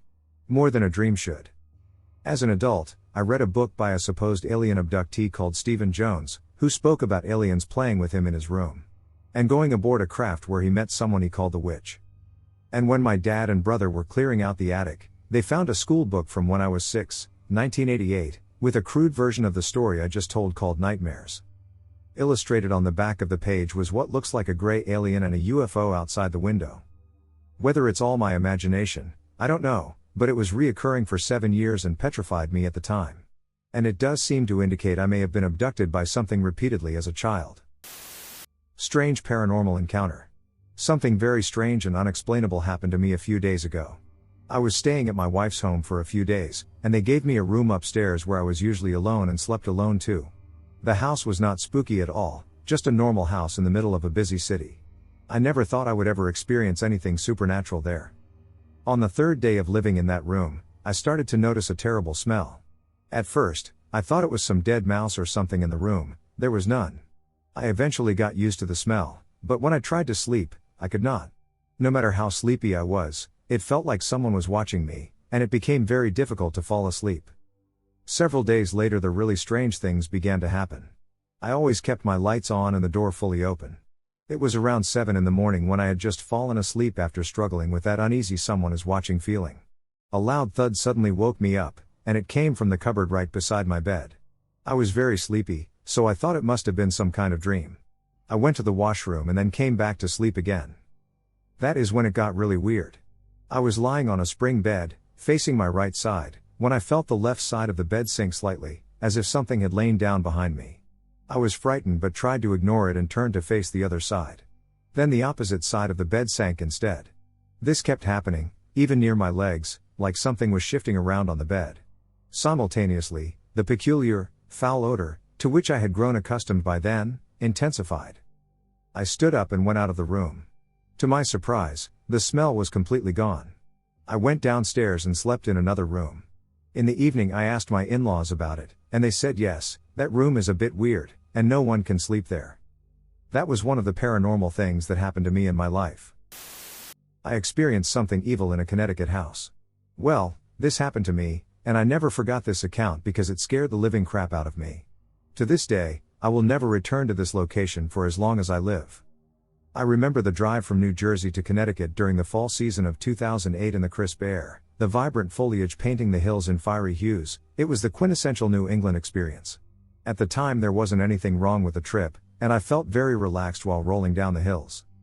I was visiting Sarah, the daughter of a childhood friend of my mother's, whom I got along with for years and who was my best friend, like a cousin, and her husband, Mark, and I hadn't seen them in years. They had recently moved into an old house in a secluded part of the state, and it was in the countryside bordering Massachusetts and was very beautiful with mountains and rolling hills, just a breathtaking place. They were delighted to have me, and I was anticipating a tranquil weekend retreat from the city with some longtime friends of mine. Nothing could have marred such a perfect and idyllic vacation for me, yet it would soon escalate into something far worse than I had ever envisioned. However, initially, we engaged in conversations about childhood memories and other experiences that influenced our imagination.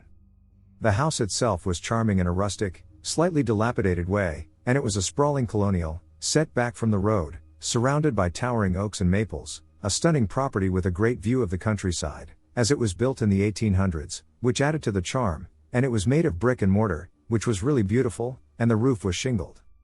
Even as I pulled into the driveway and began to feel a subtle unease, a prickling sensation on the back of my neck that I couldn't quite explain, as if I were being watched with hatred and evil and felt unwelcome, I decided to ignore this feeling, thinking it was just my nerves about seeing someone I hadn't seen in a long time.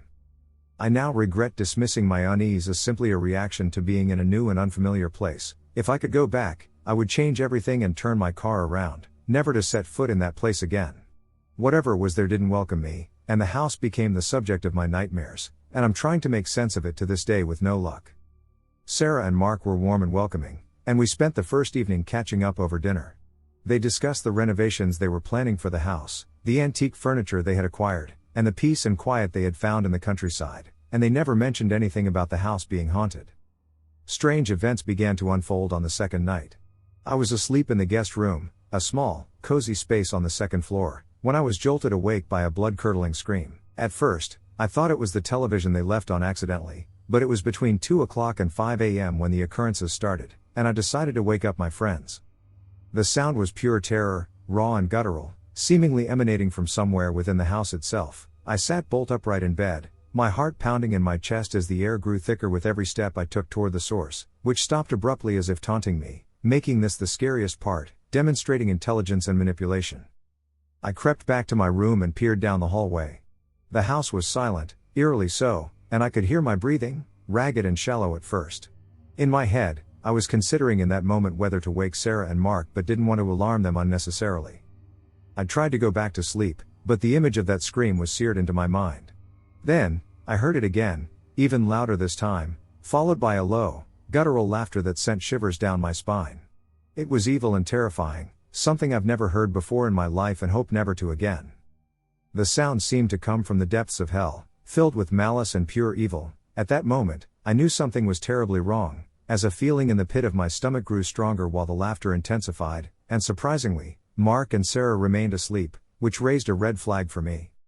Over the next few hours, the house was plagued by increasingly disturbing phenomena, and the temperature in my room plummeted, even though the heat was on, with disembodied voices, phantom footsteps, feelings of being watched, and taunting laughter like before. I saw shadows flickering in the periphery of my vision, shapes that seemed to writhe and twist in the darkness, and then heard whispers, unintelligible and menacing, coming from the walls, but it was threatening and terrifying, like these voices were deliberately trying to make me flee out of the house and drive away fast. Then, in the early hours of the morning, I woke up to find the walls of my room bleeding, not metaphorical bleeding, but actual, viscous, black liquid oozing from the plaster that smelled terrible and faintly of sulfur mixed with a stench of dead corpses, evil, and hatred, like something was there before any of us three stepped foot into its realm. At that very moment, I scrambled out of bed, my stomach churning as the smell was nauseating, a mix of iron and decay filling my nostrils with the terrifying stench of hatred and death. As I was looking for the source of the smell, there was a faint whisperer of evil that spoke to me with unintelligible words. I finally woke Sarah and Mark, babbling incoherently about screams, laughter, and a bleeding wall. They looked at me with a mixture of disbelief and concern even though they hadn't heard or seen anything before I got here and decided to check out the situation. They weren't annoyed or anything but skeptical. They thought I was having a nightmare, or maybe I was just stressed, but then Mark went to investigate my room. He turned on the light and gasped, his face turning as pale as a ghost, and Sarah was hysterical at this point, screaming and yelling at Mark to do something. The black substance was still there, thick and glistening on the walls. At that moment, I saw the fear in his eyes and the realization that something truly horrific was happening in their home. When they looked out the window, a pair of glowing red eyes stared at us with hatred and malice, followed by a pale face with rotting teeth and an evil grin that taunted us. We spent the rest of the night huddled together in the living room, listening to the house creak and groan around us, and heard furniture moving upstairs, heavy footsteps pacing back and forth, and the chilling laughter that seemed to mock our fear. The next morning, we decided to leave and didn't pack, and we never said goodbye to the house. We just got in the car and drove away as fast as we could, and as we looked back, there was a face in the window that permeated the most disgusting display of malevolence I've ever felt in my life. I later learned from a local historian that the house had a dark history, having been the site of a murder in the 19th century, where a family was slain by a deranged member who claimed to talk to the pale man or white figure. However, I do not remember the full details of the case, and this individual was eventually locked up for the rest of his life in an insane asylum. There were rumors of demonic activity surrounding the property, whispers of rituals performed in the woods, and sightings of red eyes glowing in the darkness, a woman seen walking down the street with blood on her dress, or something I forgot because this scared the crap out of me, and also a horrifying stench of decay from a black substance that leaked in the yard and surrounding areas. Sarah and Mark eventually sold the house, at a considerable loss. I never asked them about what happened that night, and they never offered any explanations. We drifted apart over the years. The shared trauma of that weekend created a silent barrier between us, but eventually, we both reconnected and learned that Sarah had divorced her husband due to various issues that I will not discuss here, as they are irrelevant. To this day, I can still hear the screams, see the bleeding walls, and feel the icy grip of fear that haunted that house in the hollow. It was an experience that shattered my perception of reality and left me with a profound and unsettling awareness of the darkness that can lurk beneath the surface of the ordinary. When I was young, around 12 or 13, I lived in a small town called Steuben, Wisconsin. It was incredibly small and isolated, in a valley surrounded by forests, the Kickapoo River, and lots of rolling hills. We lived in a house that had a detached garage. One night, my nephews and I were at the park downtown very late and started walking back to my house. As we passed the garage, I ran behind it, intending to come out the other side and scare them on the sidewalk. Except when I got back there, I was met with something very large standing behind the garage. It had incredibly wide shoulders, too wide for a human, and was just standing there. I couldn't see any facial features or details because it was too dark. Although the back area was illuminated by a security light, all I could make out was the giant humanoid shape standing there. I immediately backtracked, told my nephews to get inside, and then we all ran in together. And once we got in, we went upstairs to look out a window that overlooked behind the garage but didn't see anything. The house I lived in was also haunted, and I have some strange stories from that house and the surrounding area. What makes me think it might have been a Bigfoot is that earlier in the year, I had camped by the river with some friends. Well, around the beginning of sunrise, I was the only one awake and started to feel this sense of dread. And then I heard what sounded like someone or something hitting trees with poles or thick sticks or something out in the woods. Every so often, I'd hear this singular clank sound, and something about it made me uneasy. So, I got on my bike and went home. This would have been the early 2000s. Like 2001-ish. It wasn't even until I became an adult that I learned about supposed wood-knocking being an alleged Bigfoot behavior. So I've wondered ever since if that abnormally large dark thing standing behind my garage could have been related to whatever was knocking on trees that one morning. Also, as a person who used to love to sit in cemeteries with their friends growing up, I think it really sucks that so many cemeteries lock off their grounds at night. I also believe it is unfair that police officers automatically view individuals as suspicious simply for being alone in a cemetery at night. They should allow people to enjoy the peace and quiet. Last time I tried to hang out in a cemetery with a friend and take pictures, to see if we could capture anything, we got pulled over and harassed by 5 cop cars. They interrogated us for about 20 minutes, acting as though we were there to commit a crime, although we were simply enjoying a summer night and chilling. We even displayed the photographs we captured, which contained peculiar orbs drifting throughout the images. Some of the police officers believed us and were friendly, but one officer was hostile towards me. I could sense it. People should be allowed to walk and chill wherever they please at night, as long as they aren't on private property or bugging anyone. But apparently being in a cemetery at night makes you automatically suspicious enough to harass. Little Laughing Girl. I'm 22 and female, and these encounters happened when I was around the ages of 10 to 12. When I was 10, my parents bought an old, run-down property in a town that didn't have too much going on. We bought the house because my parents planned to use it as an investment/holiday house, as it was a short drive away from popular beach and fishing spots. The house was incredibly old, as in its walls were made of roughly cut stone and dried mud. It had been there a long, long time. The guy who had owned it before us was quite old, lived alone, and apparently did not take anything other than his TV and an old couch when he left. The only room he used had adult posters all over the walls, but that was it. We stayed at this absolute dump on the weekends, and my parents stayed in the main bedroom, while I and my brother shared a futon in the lounge room. Nothing happened that first night. The following day my parents began knocking down some of the shoddy walls to build them back up. Some had massive cracks, and my dad had to use an expanding foam to fill them. I was watching him on his ladder when suddenly the ladder jerked out from beneath him to the left, with so much force, my dad flew to the right. He blamed it on me, and he wouldn't listen to my explanation. That night, my brother and I fell asleep on the futon with the TV on. I woke up, and I remember wondering why I had woken up, only to hear very quiet laughs from the kitchen, as well as small, tiptoe-like footsteps creaking across the old lino flooring. I checked the TV, but strangely the screen was blue and there was no sound. I slept in my parents' room that night. I woke up in the middle of the night for the next encounter. I could hear cars, and quite a lot of them, driving down the street. In my confused state, I thought it was a parade or something. I walked over to the window, but as soon as I pulled the curtain, the sound stopped. No echoes, just silence. I went back to the futon, and the sounds continued. Again, I walked to the window to investigate, drew the curtain, and there was silence. Rinse and repeat a couple more times. The laugh echoed from the kitchen. I slept in my parents' bed yet again. Fast forward a couple years, and we visited the house again after quite a long break from it. I didn't experience anything unusual at night, but apparently my brother had heard noises from the kitchen but didn't think much of them. My brother and I decided to help out and pull all the weeds out from the backyard. For some reason right in the middle of the yard was a small garden bed, which was filled with massive bamboo stalks.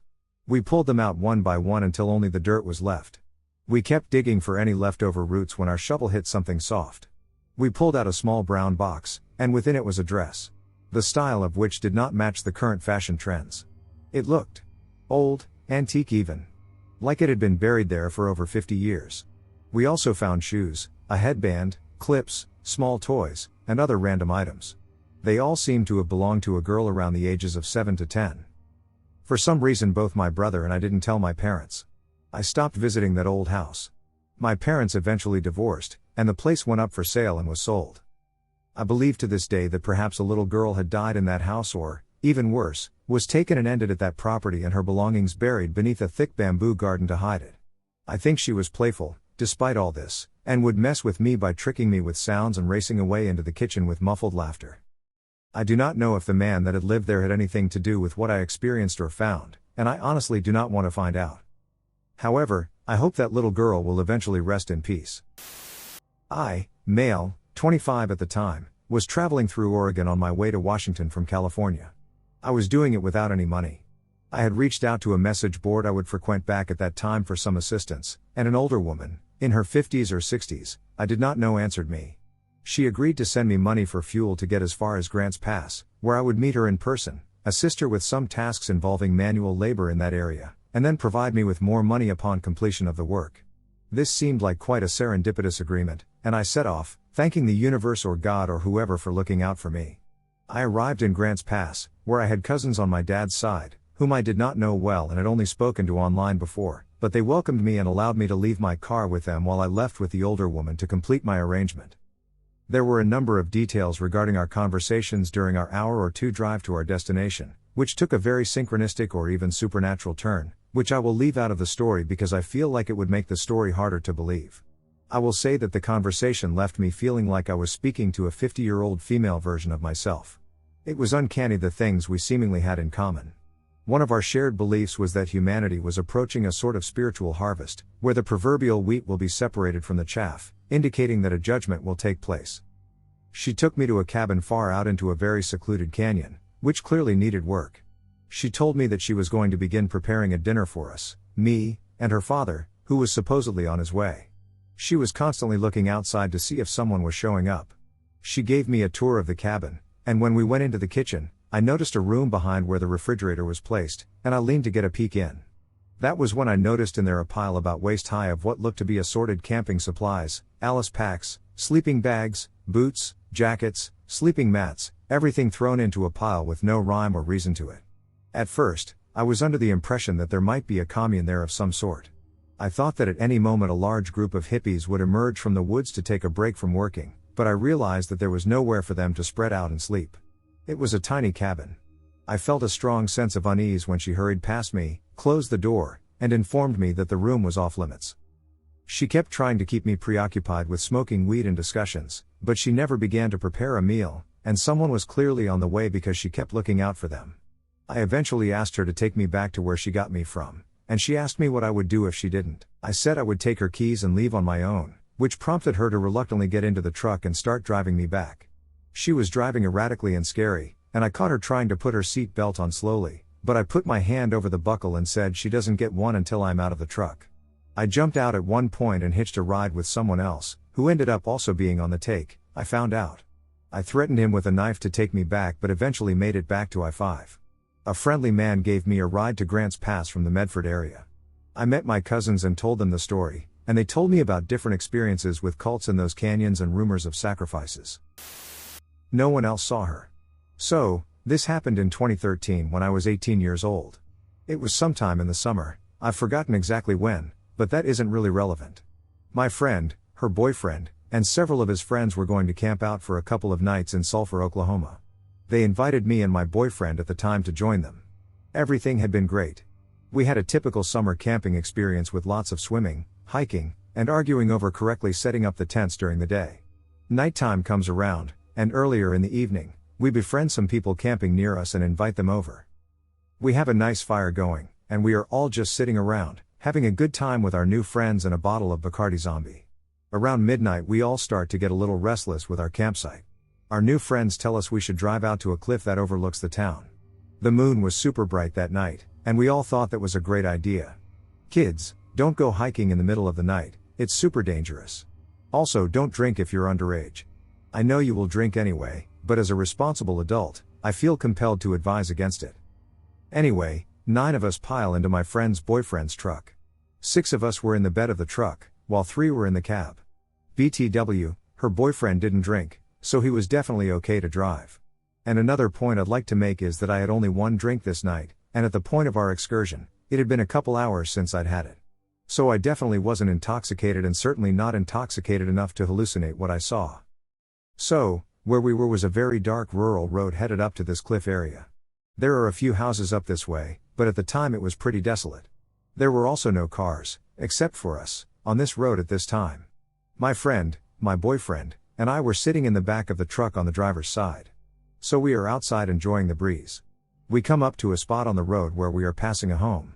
Again, there are some houses out here but not a ton, and it's not a residential area, it's rural. So no streetlights.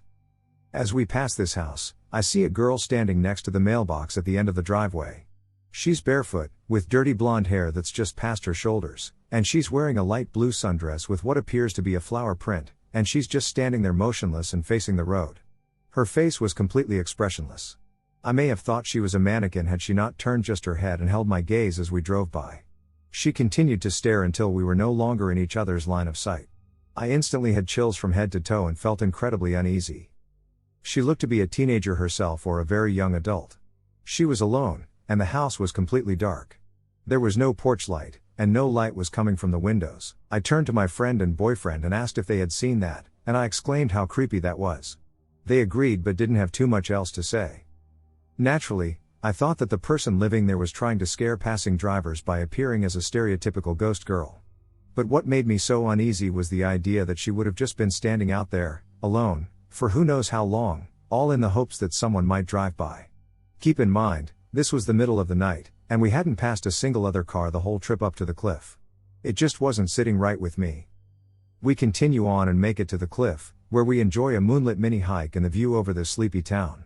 We managed to avoid any further incidents, I might add. A few years down the line, my friend and I were having spooky discussions, and I brought up that night. I asked her if she remembered that night and how creepy that was. She said she had a confession to make. She said, "You've brought that night up a few times since then, and I have to be honest, I never actually saw anyone standing there. None of us did. We actually thought you were trying to scare us, so we played along." She went on to tell me that she does remember the house in question, and she does remember the mailbox and all of that, but that there was never a person standing next to the road beside that mailbox. And everyone else in the car? They hadn't seen her either. They all thought I was full of shit and just trying to scare everyone. What the duck did I see? I remember so many details of what she looked like. Almost in a frame-by-frame sequence. I remember the uneasy feeling I got as soon as I saw her and how it felt like she was staring directly at me. At the time, I thought she was just staring at all of us. But maybe she was, in fact, only staring at me. My friend has since told me that this story thoroughly creeps her out because she now knows I was dead serious about seeing her and that I definitely wasn't joking. And I'm also way more creeped out knowing I'm the only one who saw her. I just don't know what to think of it. This happened 20 years ago now. I was newly pregnant with my second child, and we were moving into a rental house. When we toured the house, the landlord had converted the basement of the house into an illegal apartment. Whatever, I'm in my early 20s and don't care. Then he proceeds to tell us about how the basement had demonic shit spray painted all over the walls and floor when they were renovating. Weird. But still not fazed. We move in and live there for 5 months without incident. Never even thought about what the landlord told us. Then I get a call from a cousin of mine. He wants to move back to the state I live in and asked if he could temporarily stay with us. I said, sure, no problem. We had a spare bedroom and could use a few extra $100 a month. Once he arrives, he has no money to buy what he needs for his new job, so we supply him and tell him he can pay us back with his first check. 2 weeks go by, and we go grocery shopping and fill the house for the month. We would budget $400 a month, and that was all we had. Sounds ridiculously low now, but again, 20 years ago, but we made it last. The next day we decide to go visit my dad. I'm around 6 months pregnant now. When we get there, he has all his horses up by the barn grooming them. And when he finished with my favorite one, I saddled him up for a ride. I know, don't ride horses while pregnant. I'm aware now. I was just about to pull my oldest up to go along with me and for some reason changed my mind at the last minute. Thank God, my horse was then stung in the behind. And he took off like a bat out of hell. With me atop of him. And he's refusing to stop. He jumped a barrel and had a 30-foot stride. We are going head on with the car until the very last second when he veers left, jumps a massive boulder, and at that point I curl into the fetal position, cradling my stomach, and bail. Thankfully, the car we were going at head-on was a paramedic coming home from his shift. I'm loaded into an ambulance and transported to the hospital. I and my baby are just fine, but my eye is swollen shut, and the horse stepped on my arm. My obstetrician decides to keep me for 5 days while my eye heals and monitor the baby. My kid's dad and my youngest stayed for 2 days with me, and then we had a friend take my oldest so she wasn't stuck at the hospital. On day 5, I go home on pain meds for my back and arm to discover not only has my cousin eaten and or taken every single grocery we had in the house, but he has also moved back home without saying a word or paying us back or any rent. My friend decided she was going to stay with us a few days to help me since I couldn't really move well. She needs blankets, and I tell her to go in the back bedroom, my cousin's room, and grab some out of the closet. She walks back there and immediately comes back and says nope. I'm not going in there, it feels weird. So I waddle myself back there to grab them for her, and I'm physically stopped at the door. Quite literally, could not step in that room. Like a barrier was in the doorway. I nope myself back to my room and tell her she can sleep with me in my bed. The next day I go to the room again, and I can walk in and grab the blankets I need, but it feels so heavy in there and like I was being watched. She leaves after 2 days, and I'm in bed. My kid's dad works third shift, so it's just me and my 2-year-old at home. As she and I were lying in my bed that night, I saw a lady in a long, white, flowy gown walk past my bedroom door and then back down the hall again. I've seen ghosts my whole life, so I really didn't think much of it. This continues for a few nights. But she starts pacing back and forth in front of the bedroom door. Then she starts slowly moving closer and closer as each night goes on, pacing back and forth. By the 5th night I fall asleep from sheer exhaustion of being awake only to wake up startled to her standing next to my bed staring down at me. I'm in full panic mode. My 2-year-old is asleep next to me, and I can't move or speak. Then she sits on my bed, but not just on my bed, but like on me, and then lies down. Like she was trying to take over my body. I finally am able to scream. Get out. You're not welcome here. In the name of Jesus, get out. I screamed this a few times over and over, and then all of a sudden her whole ghost lifts up out of me and is sucked out through my window. Then silence. I never saw or felt her again. We lived there for 6 more months after that. But I wonder, could it be something that was attached to my cousin when he came and left her behind, or from the demonic worship that happened in the basement prior to our landlord purchasing the house? Things to ponder.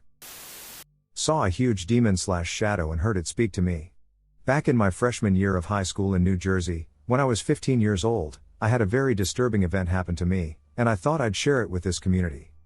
Now, before getting into the details, I'd like to mention that my girlfriend at the time practiced Wicca and always read from old books. I was uncertain of its nature but presumed it to be a form of witchcraft. I was unaware of how powerful that stuff was and always just brushed it off. Anyway, I would always walk my girlfriend home after school and, like the gentleman that I am, carry her backpack. This is a vital fact that will come into play later on in the story. My girlfriend at the time was in the Navy Reserve Officers Training Corps, and she was supposed to go to PT, physical training, one day after school, but instead skipped PT, and we intended to go to my house to fool around. At the time I was still a virgin, so I was eager to see if I would finally get lucky. A few blocks away from our high school, an old cemetery sits on the way to my house.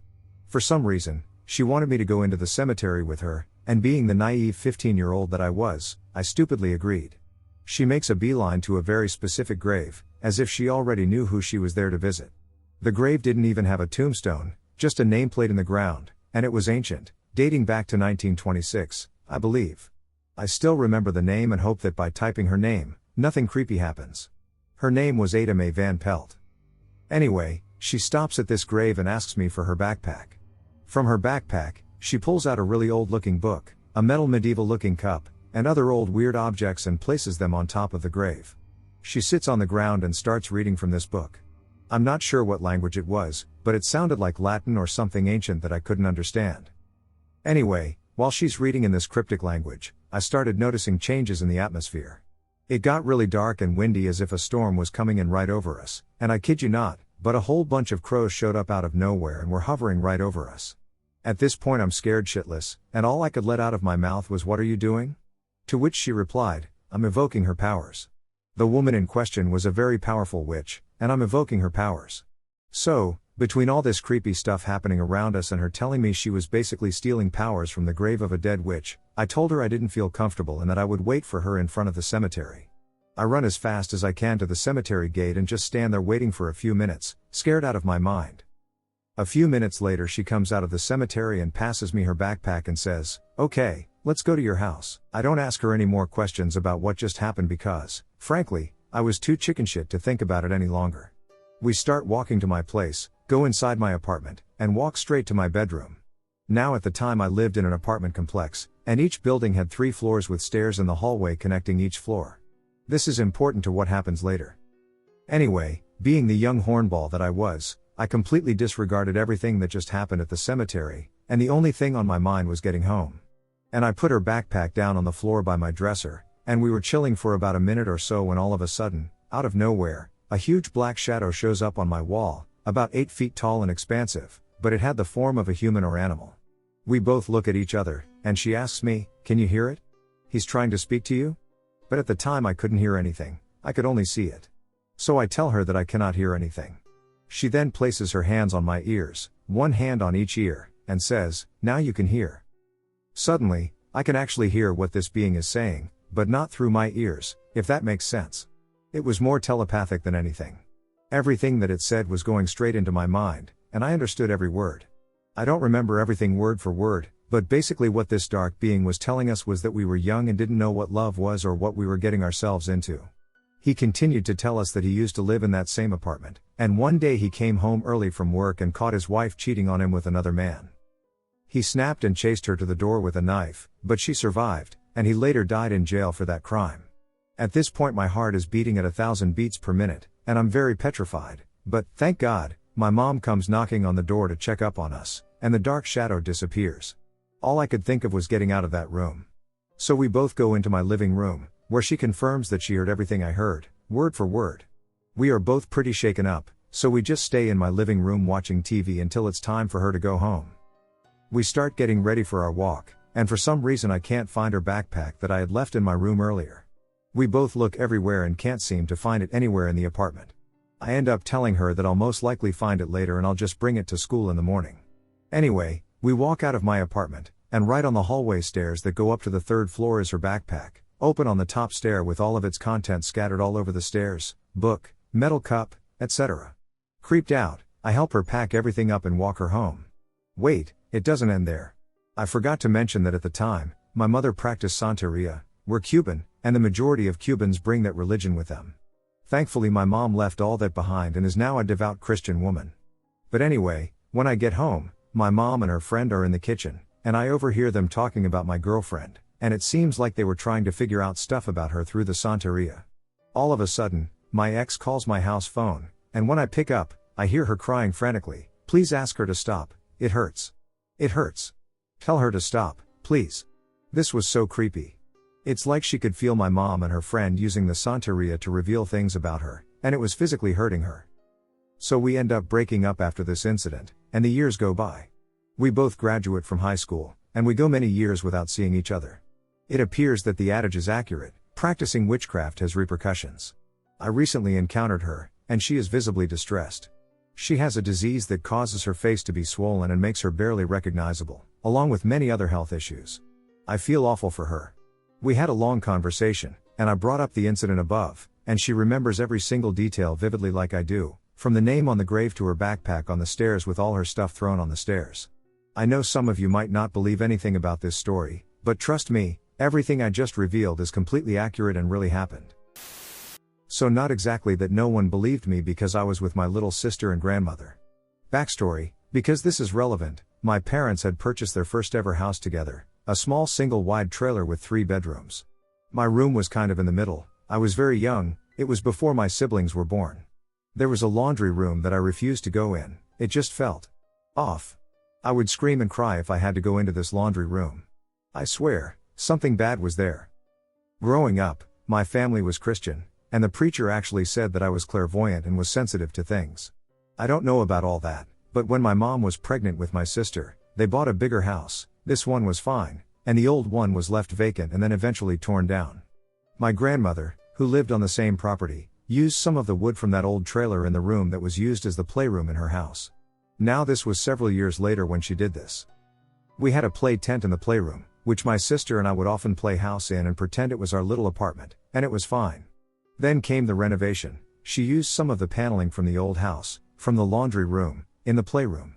I, my sister, and my grandmother had all gone into the tent, and I don't remember what game it was we were playing, but we had turned off all the lights and pretended it was nighttime. I think we were pretending to have been in an ice storm. We had a few bad ones when I was a kid that knocked out power, and we thought it was fun. So basically, we're in the tent, the lights are off, and we're giggling and having fun when suddenly all three of us go silent. This dark entity, this feeling of just straight evil, washes over us. It was standing behind us. The flashlight we'd been playing with went out. I saw a vivid image in my mind of whatever this thing was. My grandmother said we needed to get out, and we all ran out. We flipped on the light switch on the way out and dashed to the living room. It was when we were out of the room that we each described the same feeling. After that, weird stuff happened in the house and on the property. Shadows, glimpses of someone in the mirror, and sometimes we'd see a woman walking down the long driveway. She had red hair and would be wearing a red plaid shirt and blue jeans. My mom would see her walking down the driveway too. Except whenever you'd go outside to see her go, she'd be gone. I only saw her 3 times, either through windows or glimpses in mirrors. I saw her walking outside of the bathroom while I brushed my teeth. I never saw whatever the thing was in the tent, but we never went in there again either. It was tainted. My grandmother threw away the tent, but my sister and I never felt safe in there. We avoided it and instead played in the living room. My family has a history of seeing things or things happening that cannot be explained, but this story was the first one that happened to me. And when I described its face to my grandmother, she was surprised, because it was behind us. I didn't /it, but the feeling, the presence, whatever you would like to call it, was so strong it painted the image in my head. This was in 2008, well before the Insidious movie came out, but the image that came into my head was similar to that demon in the movie, except it was yellow and the markings were different. When I watched that movie, it really freaked me out how similar it looked. I was around 5 or 6 at the time and definitely hadn't watched any kind of horror film that would inspire that kind of image. It freaks me out to think about even now. I've never told anyone outside of my family, but it doesn't sound believable even to me. No one has ever believed me. Except my brother, whom this also happened to. On a Saturday morning when we were kids, we came downstairs to the lounge to watch cartoons early. Our car wasn't in the driveway, which we had full view of from our bay window, so we assumed our mom was out at a morning prayer meeting with her friend from church and would be back shortly. Some time later we see and hear the car coming down the driveway. The driveway is gravel, so you can hear the gravel crunching underneath the tires, and the car stops, and for a few minutes, nothing happens. We find this very strange, as we'd expect our mom to come out of the car, lock the door, and come into the house. But she didn't. My brother asked me what mom was doing as she wasn't coming into the house. I said I didn't know, she must still be in the car, so I went to check on her and see if she was alright. He goes to check on her while I'm just sitting there watching TV. He comes back in and tells me there's no one in the car and that it's locked. I'm really confused at this point, as we didn't hear the car door shut at any point or see my mom exit the car, so if she had left the car at any point and walked off, how did we miss that? I start to get a little worried and tell my brother to go wake up Dad, who is still sleeping, and tell him we don't know what's going on or where Mom is. A minute later, my brother is back downstairs, and his face is literally as white as a sheet when he tells me both Mom and Dad are asleep in bed. I'm really shocked at this point, thinking this is impossible, and so I go and check to see where the car key is, as surely it must be missing. I'm then completely floored when I check that the car key is in the bowl where it's always kept. It sounds like a very bizarre and unbelievable story, I know, but honestly I cannot explain it to this day, and neither can my brother. I don't specifically remember seeing the car driving on the road, as we had a tall hedge that mostly blocks the road so you can't see it, but my brother and I actually saw the car mount the curb, drive over the path, and come onto the driveway.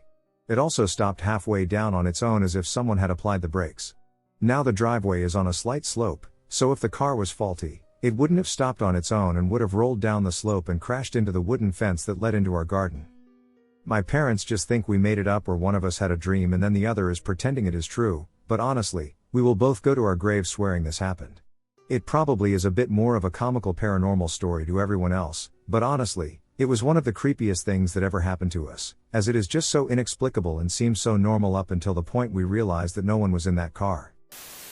My fiancé and I are experiencing weird things in our new apartment. My partner and I moved to a smaller, foresty area in another state along the west coast a month ago. We moved into a newer apartment building, so I didn't think we'd really face anything here, however, that hasn't been the case. This is a real question, Because we can't find answers anywhere else and are hoping someone here can give us some insight. Things haven't been easy since we've gotten here, but my partner and I are still happy. Nowhere has hired me yet, so it has caused some stress, but nothing that impacted our happiness. In the last 3 weeks or so, we've noticed that we have been arguing a lot lately. Emotions feel heightened, and we are both on edge lately. We didn't think anything of it at first, again, new move, no job. But then we started noticing the things that were happening in our apartment. I'll stop rambling and explain the events. I game late at night, up until 3 to 4 a.m. most nights. My fiancé sleeps during this time. When I am out there alone, all animals are in the bedroom with my fiancé. I notice noises that I can hear through my gaming headset. I hear what sounds like doors opening or glass dishes stacking on top of one another. The noises are never aggressive, but they are still noticeable. I always check to see if animals are out or if my fiancé came out. I'm always alone. Another experience I face is feeling like I'm being watched. That isn't too abnormal. Being alone in your apartment at night in the dark can feel like that, but this feeling was different. Felt like fear was being pushed on me. I also had a scratch appear on me randomly while we were in bed. Didn't burn very much, but it was 3 long scratches. Might be nothing, but it was weird. Nothing scratched me. We also went to bed one night and closed the bathroom door in our bedroom. Looked back over, and it was cracked open. I can guarantee it was latched shut. It felt like something was watching us from the dark bathroom. Worked up the nerve to close the door, and roughly 5 minutes later, it sounded like something fell inside. Checked the next day, nothing was on the floor. There's barely anything in that bathroom, as it is. Now, here is what is making me curious about my experience. It's almost like it's mimicking my fiancé. When I game, my fiancé likes to clean. Usually the dishes. Or she sits in the living room and watches her show, stealing glances of me. I can't say it's a mimic because I've never heard it speak. It's always just movements or feelings. On the other hand, my fiancé has some intriguing experiences herself. Here are her experiences. Last week, she went to the kitchen to retrieve a beverage and encountered a cat. This cat walked around the corner and was gone. Our 2 cats and little dog were in the bedroom with me. She said it didn't feel negative and that maybe it was her childhood cat checking in on her. What unsettles me is that her childhood cat looks just like one of our current cats, which could be a case of mimicking, as I mentioned earlier. Tonight, she went to the main bathroom to grab something. This was at 4:25 a.m. She always glances at my gaming setup, but something made her glance again.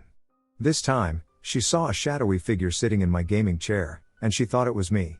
I was in our bedroom in bed. Again, is it possible to mimic? My dog also looked at the bathroom door while she was trying to sleep and started barking at it. I've always trusted my dog's instincts. My cats also tend to look at our bathroom door weird occasionally. She doesn't ever hear much. Only what happened in the bathroom. I'm the one that hears these things, and she's the one that sees them. She often sees a shadowy figure out of the corner of her eye. Often in human form, and it always tends to be our height. About 6 feet or less. Again, I'm starting to worry because we have started arguing more, and these experiences are starting to feel negative and mimic life. Just never hear a voice or animal sounds. I hope that I explained well enough. Forgive me, it is 5 a.m. I hope someone can help us. Something is calling my name.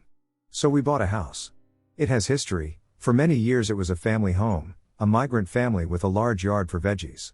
The yard has the most beautiful, peaceful feeling. No one coming back from it comes back without a smile. The house is a different story. After a while the family all grew up and separated. The grandson took over the place. He wasn't a good guy, outlaw bikie gangs, guns, meth making, and grow houses. We know he hurt his girlfriend and pulled a gun too. So, the family decided to sell the house to us. It needed a lot of work. So before we moved in, my husband, my father, and I redid the bathroom and kitchen. This day my husband was tiling the bathroom, my dad was in the kitchen with me cutting wood, and I was having a break near my dad. I heard my husband call my name, as well as hearing him grunt another tile into position, really heavy tiles, which made it super difficult to talk while moving them. I thought it was strange because his voice was over the grunt and had no strain in it. As I puzzle over it, my dad turns to me and says, "For God's sake, answer him." I reply, "I don't think it was him." So I go into the bathroom and ask if he called me. He didn't. It was his voice, but it wasn't him. I was creeped out. Later on my dad moves his operation outside. My husband is still tiling. Dad's got the buzzsaw going, and I'm chatting to hubby from the kitchen.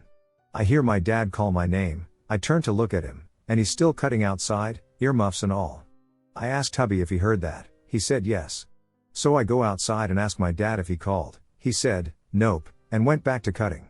I freak out, head out, grab some sage sticks, and start saving the house. A few days later our son was with us, as a bored kid is apt to do. He was chilling, playing on an iPad, 3 years old at the time, in the lounge. I hear my name again, in my son's voice. I come in to check on him, he's sitting there like he's seen a ghost. I asked him if he had heard that, since he obviously hadn't called me and was struggling to talk. We repeated it, and the situation calmed down. In the past 3 years, I have heard the voices twice. We also have residue in our driveway. Every year at about the same time, we see a woman with a blonde ponytail run down the driveway from our kitchen window, clearly scared. We're pretty sure it's the grandson's girlfriend, my husband, son, and I have seen it. It freaks you out a bit every time because it looks like someone's breaking in. The man with the lantern. This happened in the winter of 2010. I lived in an upper middle class to relatively affluent suburban city outside of Dallas. It was the first Friday of winter break during my first semester of college. I did not grow up in Texas and really like cold weather, hence, the winter in Dallas was not really too cold to me, and I always slept with the window open, 2 relatively large windows that slide open with a soft mesh that stays there to keep bugs out even if the window is open. I always have my room arranged in a way where my bed is aligned with the window so I can see outside, as my window faces the front lawn of the house and I can see the street. Also, my room was on what we in the US call the second floor and what in Europe is referred to as the first floor, 1 level above the ground floor. So it's about 2:45 a.m., and I am sitting there with the lights off talking to some people over my laptop, listening to music, watching videos, etc. when all of a sudden I hear a strange and loud noise.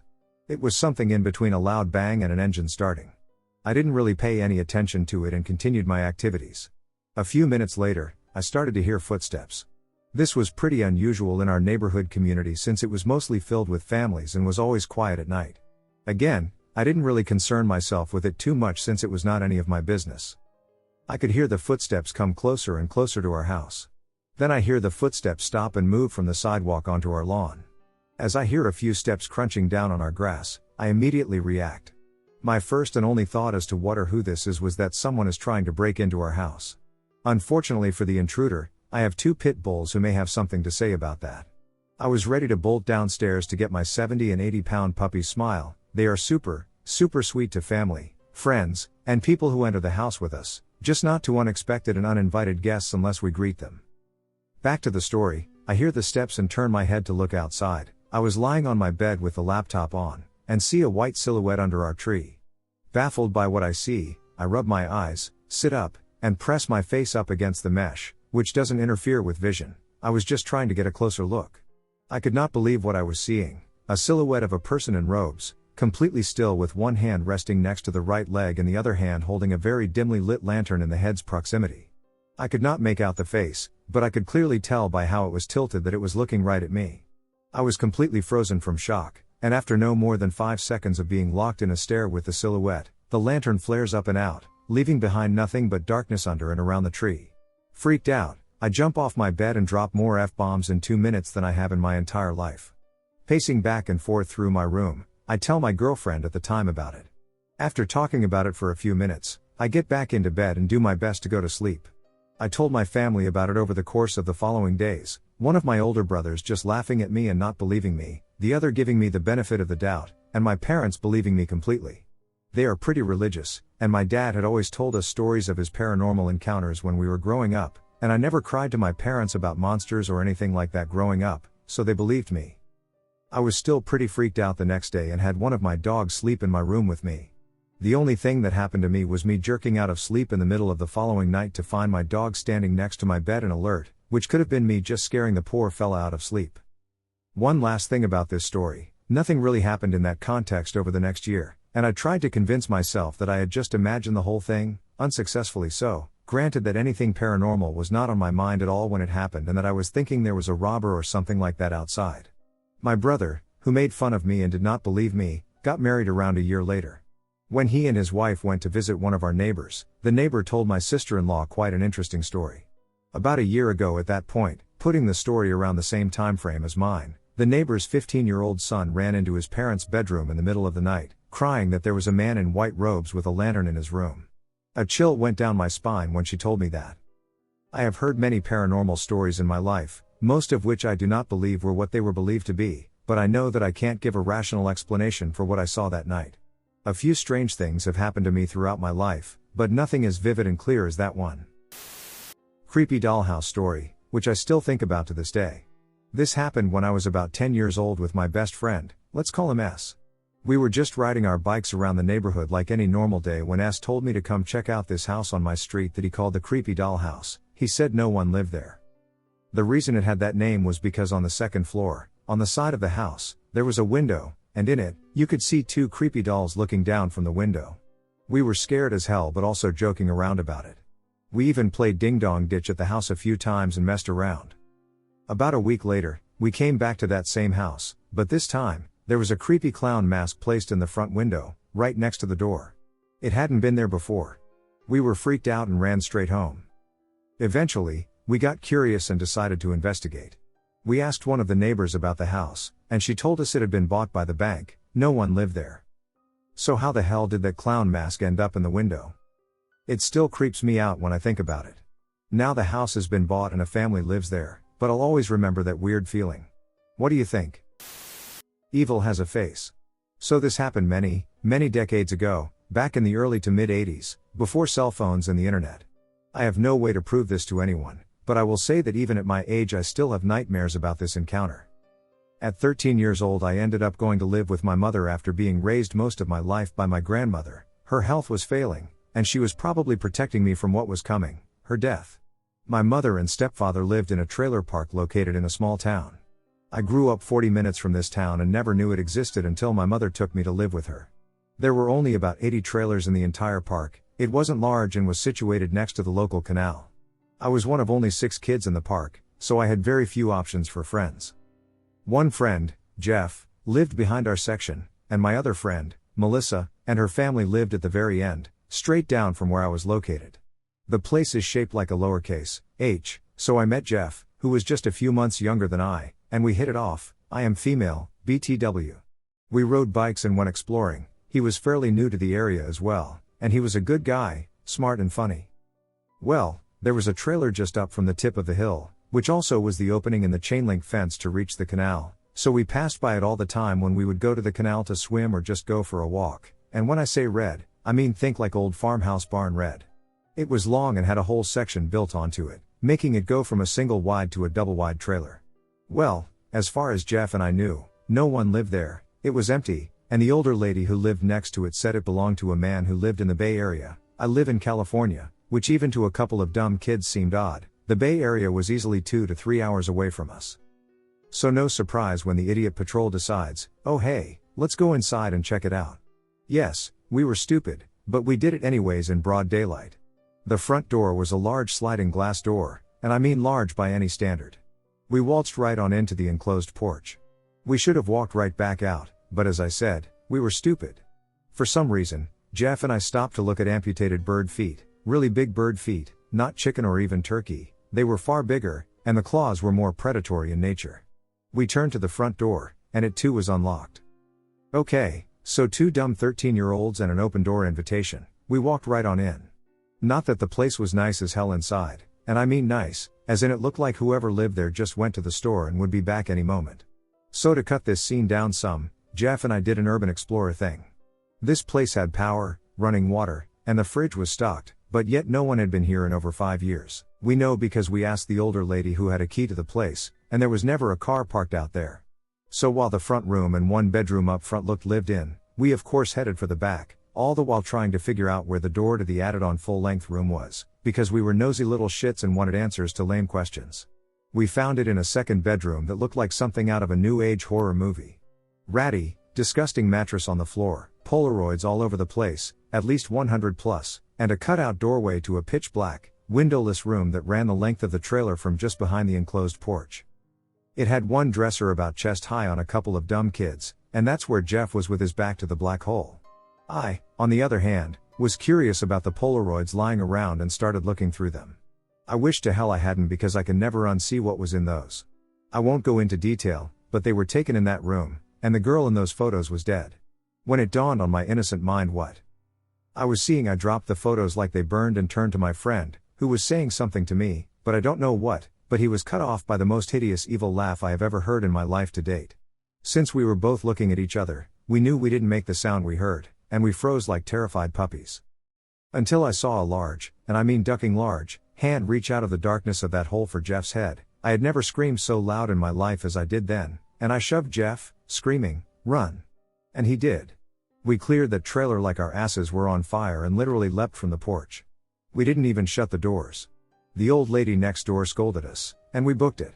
Jeff went to his trailer, and I went to mine like a whipped puppy. It was the middle of June, and I shook like I was inside a deep freezer.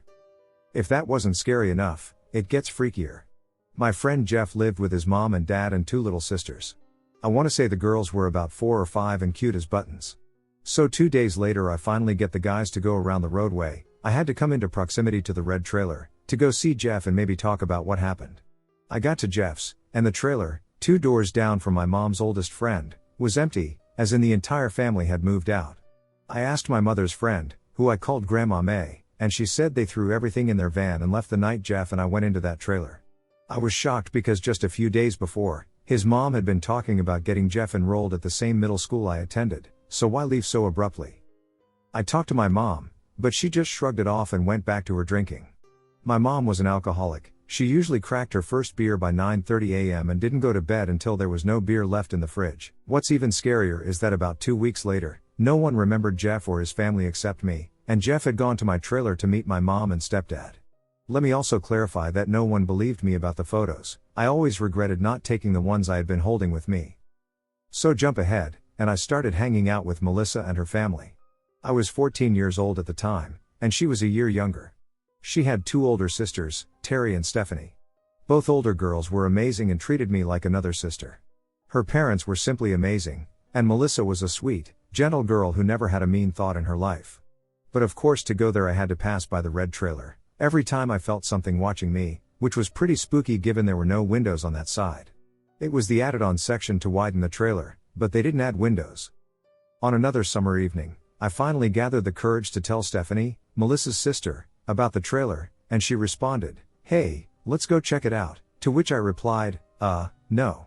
I don't remember after all these years why, but I finally cave in and say, "Fine, but not past the living room." We braved the place in the daylight, and that time I paid more attention to the bedroom to the right of the living room. It had a freaking queen-size waterbed, working lamps, and a full-size Confederate flag on the wall. I don't know why, but of all the things, that flag gave me shivers. Now, Stephanie reached out to feel the waterbed, which was warm because the water heater was active. She took my arm, and we hoofed it out of there quickly. No, she and her family did not vanish, thankfully. However, we left it at that, and I went on to make new friends and have my first boyfriend. We all spent a lot of time by the canal, which faced the only side of the red trailer that had windows, and several times I swore I saw someone peering out at me. I am skipping a few pieces because this story is so long already, and I want to get to the part that has genuinely haunted me for life. So at 15 I spent almost as much time at Melissa's as I did at home, and by that point I had opened up about the red trailer and what I had seen, heard, felt, and feared. For some reason I wore a blue dress with a flouncy skirt down to Melissa's. I can't remember why we got dressed up now, but back then it was cool, and I walked down about 1 p.m., and we sat around chatting and doing teenage stuff. Now I had no intention of staying until dark, but somehow before I realized it, it was well after dark outside. Keep in mind that this was the 80s, so street lamps were not common. In fact, the only one we had was located where the road curved into the hump of the H, directly across from the red trailer. For some reason I was unreasonably terrified to walk back by that trailer alone and told Terry that since she was almost 18, she decided that they would all walk me past it and then make sure I was close to home before they headed back. Feeling relieved, we headed out. It wasn't that far from their place to mine, and I could see my porch from their place and vice versa in the daylight anyways. As we passed the red trailer and approached the one directly across from it, I experienced a numbing, skin-crawling sensation that overwhelmed me, causing me to freeze in the middle of the road while facing my home. It felt like I was forced to turn around and face the extremely tall and wide sliding glass doors to the trailer of terror, and I wished to the gods that I hadn't. All of us girls turned around, and standing in the glass doorway was the biggest, scariest nightmare I have ever seen, and I have faced some live-human monsters. I looked into the face of evil, and it stared back at me. The first thing that struck me was how ducking tall it was. It was ducking down to glare at us, me? Its lips pulled back off fangs that were glistening and damp from saliva, its eyes were vivid yellow and the size of a fist, and its long claws made distinct tapping noises against the glass door it was framed in. I tunnel visioned that giant, furry, bipedal monster because, to this day, the only thing I can best describe it as is a werewolf. It looked like a ducking werewolf, complete with rear articulated legs. I vaguely remember hearing one of the others whisper, "What the duck is that?" And someone else whimpered. Then I blinked, and my friends were gone. They were almost back at Melissa's place, and I was standing there under the lamp, frozen. But like watching a car wreck, I had to look back at that thing, and it was smirking at me. I'll never forget that huge clawed hand tilting as it used one finger to beckon me to it. To this day, I don't know how I broke the terror that held me in place facing that thing, but I shook my head and turned, running like my life depended on it, and most likely it did. If not my life, then perhaps my soul was at stake. I got home, and my mom didn't even notice my fear, and my stepdad was in bed, he had to be at work early. I wanted to tell my mom, but she was too drunk, and I was too emotionally shaken to deal with her drunken fits, so I went to my room and changed, then crawled in bed shivering. The next day, once the sun was bright and shiny, I scurried down to my friend's place and asked her about it. She and her sisters had no memory of walking me past the trailer or seeing the thing in the sliding glass doors. They asked me if I was drinking or smoking pot. I had not taken up smoking pot yet, that came later that year, and I hadn't been drinking the day before. So I let it go and just kept it to myself. Only a few people close to me know about this story, and one of them actually went back to the park with me as an adult. The trailer was gone, but I didn't have to tell him where it was, he felt it. I was originally going to visit an old couple I owed my sanity to, but the feeling of dread and skin crawling was too much for us, so we left the trailer park.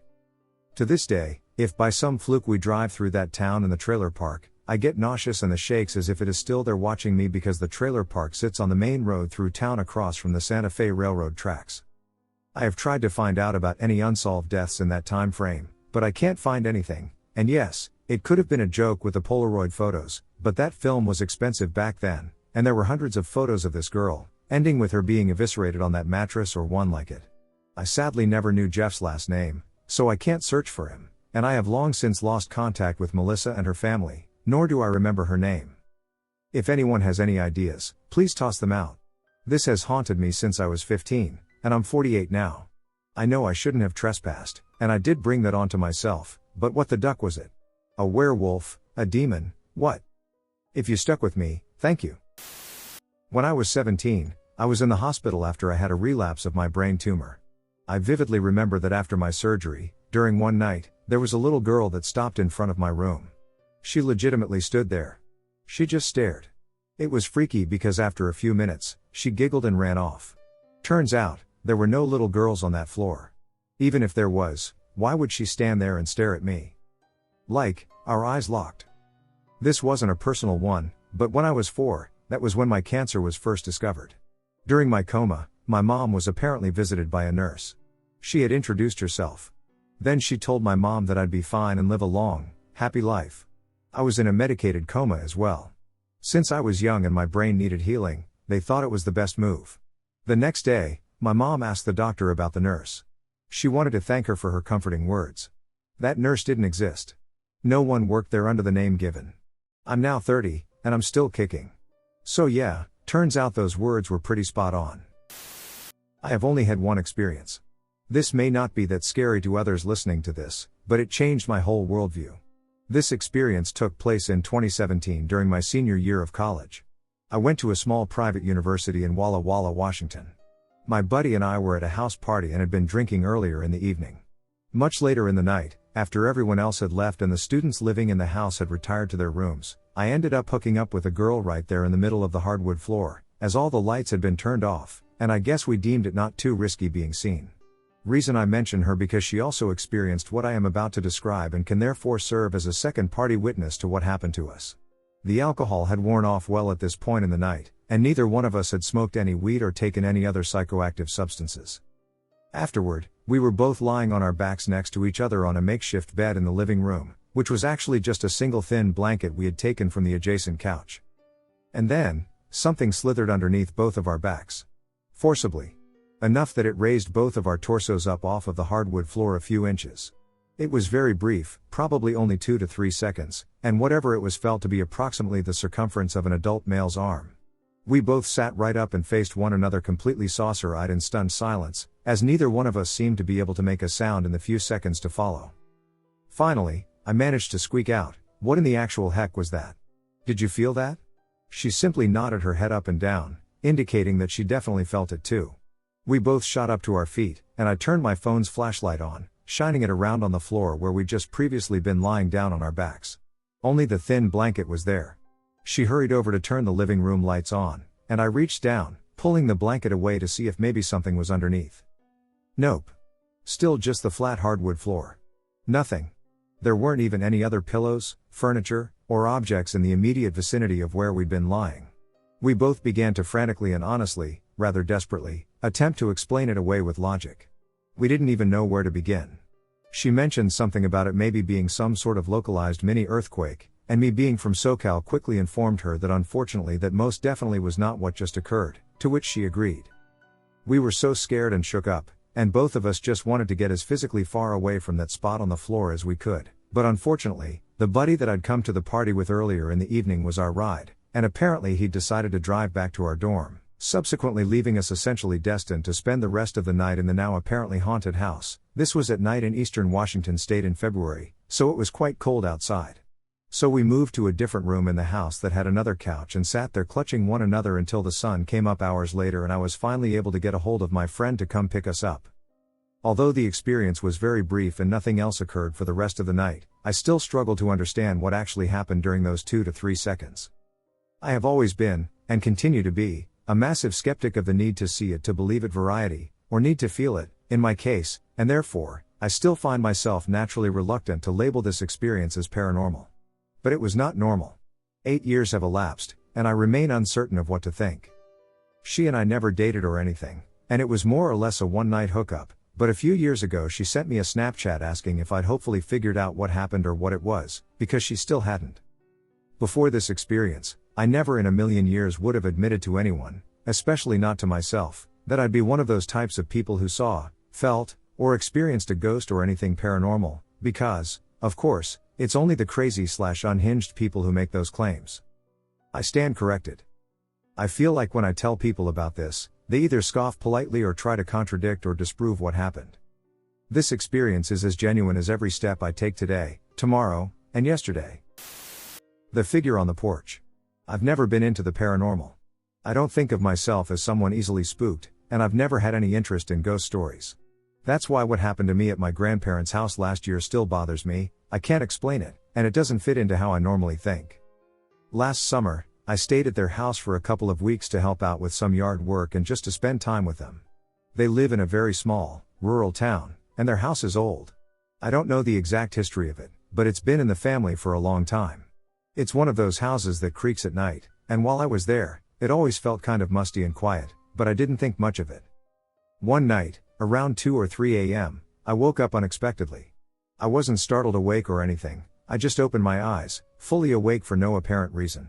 I figured I was just restless, so I lay there trying to go back to sleep. I was in the guest room, and my grandparents were sleeping in their room down the hall. The house was completely silent. Then, I heard what sounded like footsteps outside the window, on the front porch. It wasn't loud or frantic but slow, steady steps, like someone pacing back and forth. The house is on a quiet street, and I remember thinking it was weird that someone would be walking around at that time of night. I got up and looked out the window, but no one was there. The porch was empty, lit by the street lamp. But the footsteps didn't stop. I stood there for a few seconds, just listening. The sound seemed like it was right there, but I couldn't see anything. It was unnerving, but I convinced myself it had to be something like the house settling or an animal outside. Eventually, the footsteps stopped, and I went back to bed. The next morning, I casually mentioned to my grandmother that I thought I heard someone walking on the porch at night. I didn't expect her to take it seriously, but she paused and looked at me for a second before saying, "You probably heard her." I asked her what she meant, and she explained that, over the years, several people have mentioned hearing footsteps on the porch at night. Sometimes they even see a figure standing at the far end, but no one can ever make out any details. She said it's been happening as long as she can remember, and her only explanation is that it's the spirit of someone who used to live in the house before them. She said it casually, like it wasn't a big deal, which threw me off. I've never seen my grandmother as the superstitious type, but she genuinely believed there was something strange about those footsteps. She told me not to worry, that whoever it was, they didn't seem harmful, just a presence that made itself known once in a while. I didn't hear the footsteps again during the rest of my stay, but the experience has stuck with me. I still don't know what to make of it. I'm not saying I believe in ghosts, but it was real enough that I haven't been able to explain it away. The farmhouse. Before I begin this story, I want to clarify that this girl is a presence that haunted the first house I lived in. After my astral projection involving her, I was never to see her again until my family and I had moved into the farmhouse. I was in 7th grade when this event happened, and I had been seeing ghosts since I was 9 years old but never really brought it up to my parents in fear of being labeled as that kid. As I approach 22 years of age, I still see ghosts/spirits to this day.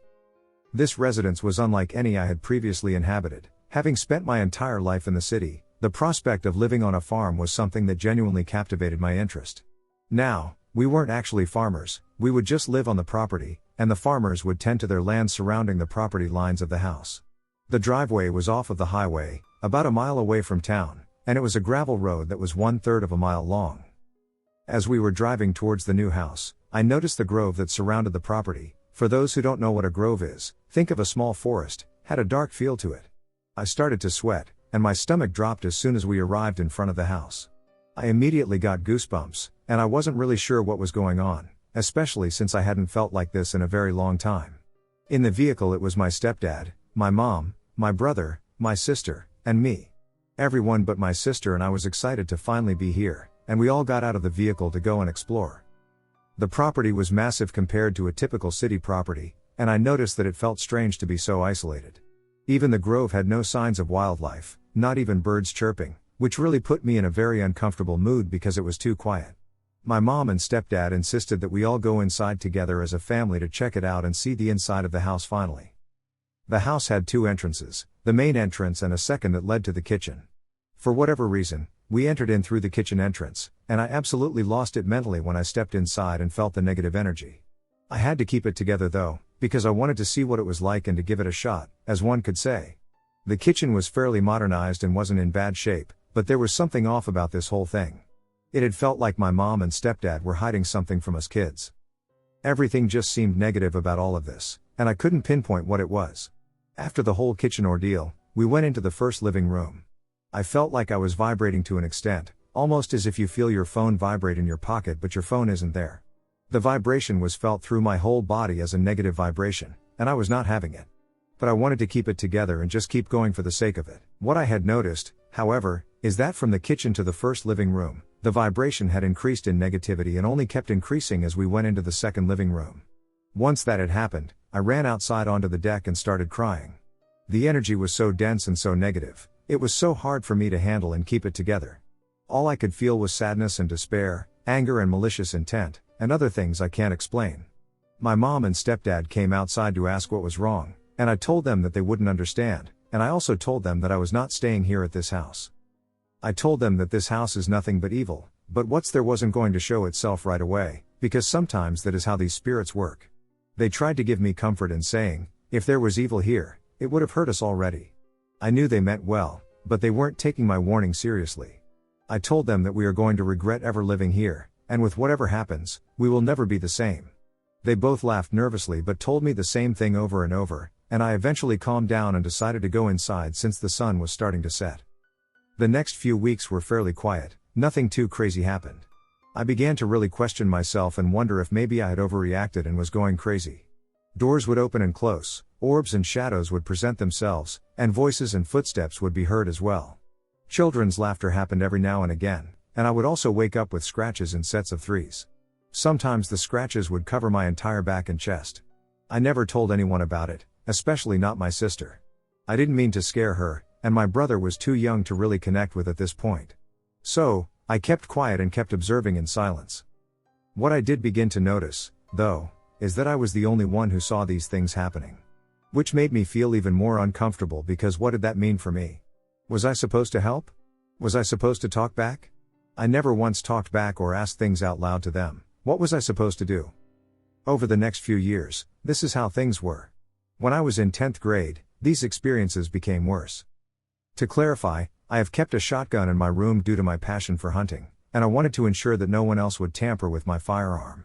I kept a trigger lock on it and kept my shotgun shells buried in my closet so that everything was spaced out and safe. For some reason, though, I lost the keys to my trigger lock. This was extremely odd because I always kept my keys near me. I didn't think anything of it.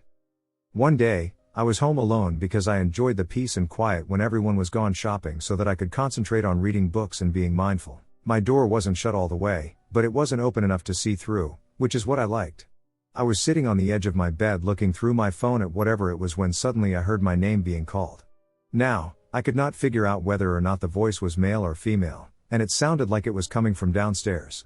I got up and opened my door, expecting to find nothing, but then I heard my name called again, and this time the voice sounded angrier.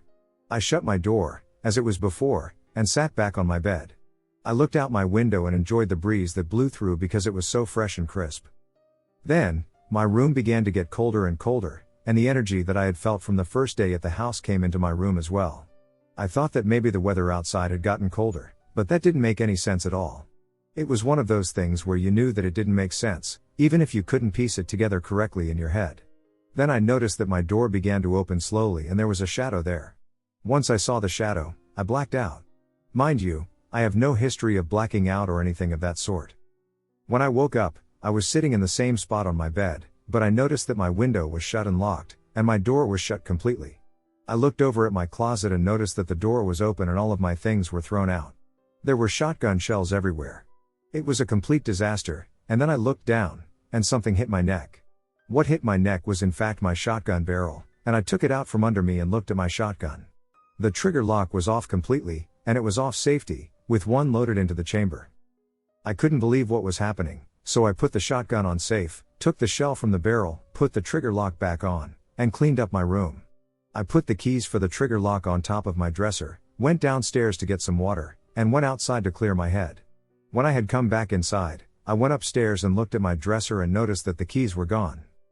I'll be honest, that's all I'm going to write for now because I have goosebumps and I am honestly scared again. Haha, I don't mean to chicken out, but I did want to share at least this much with you guys. It still freaks me out at almost 22 years old, I can't believe it. I hope you enjoy this story. If you have any questions, feel free to ask. A dark figure that resembled my mother's silhouette appeared hours before she died.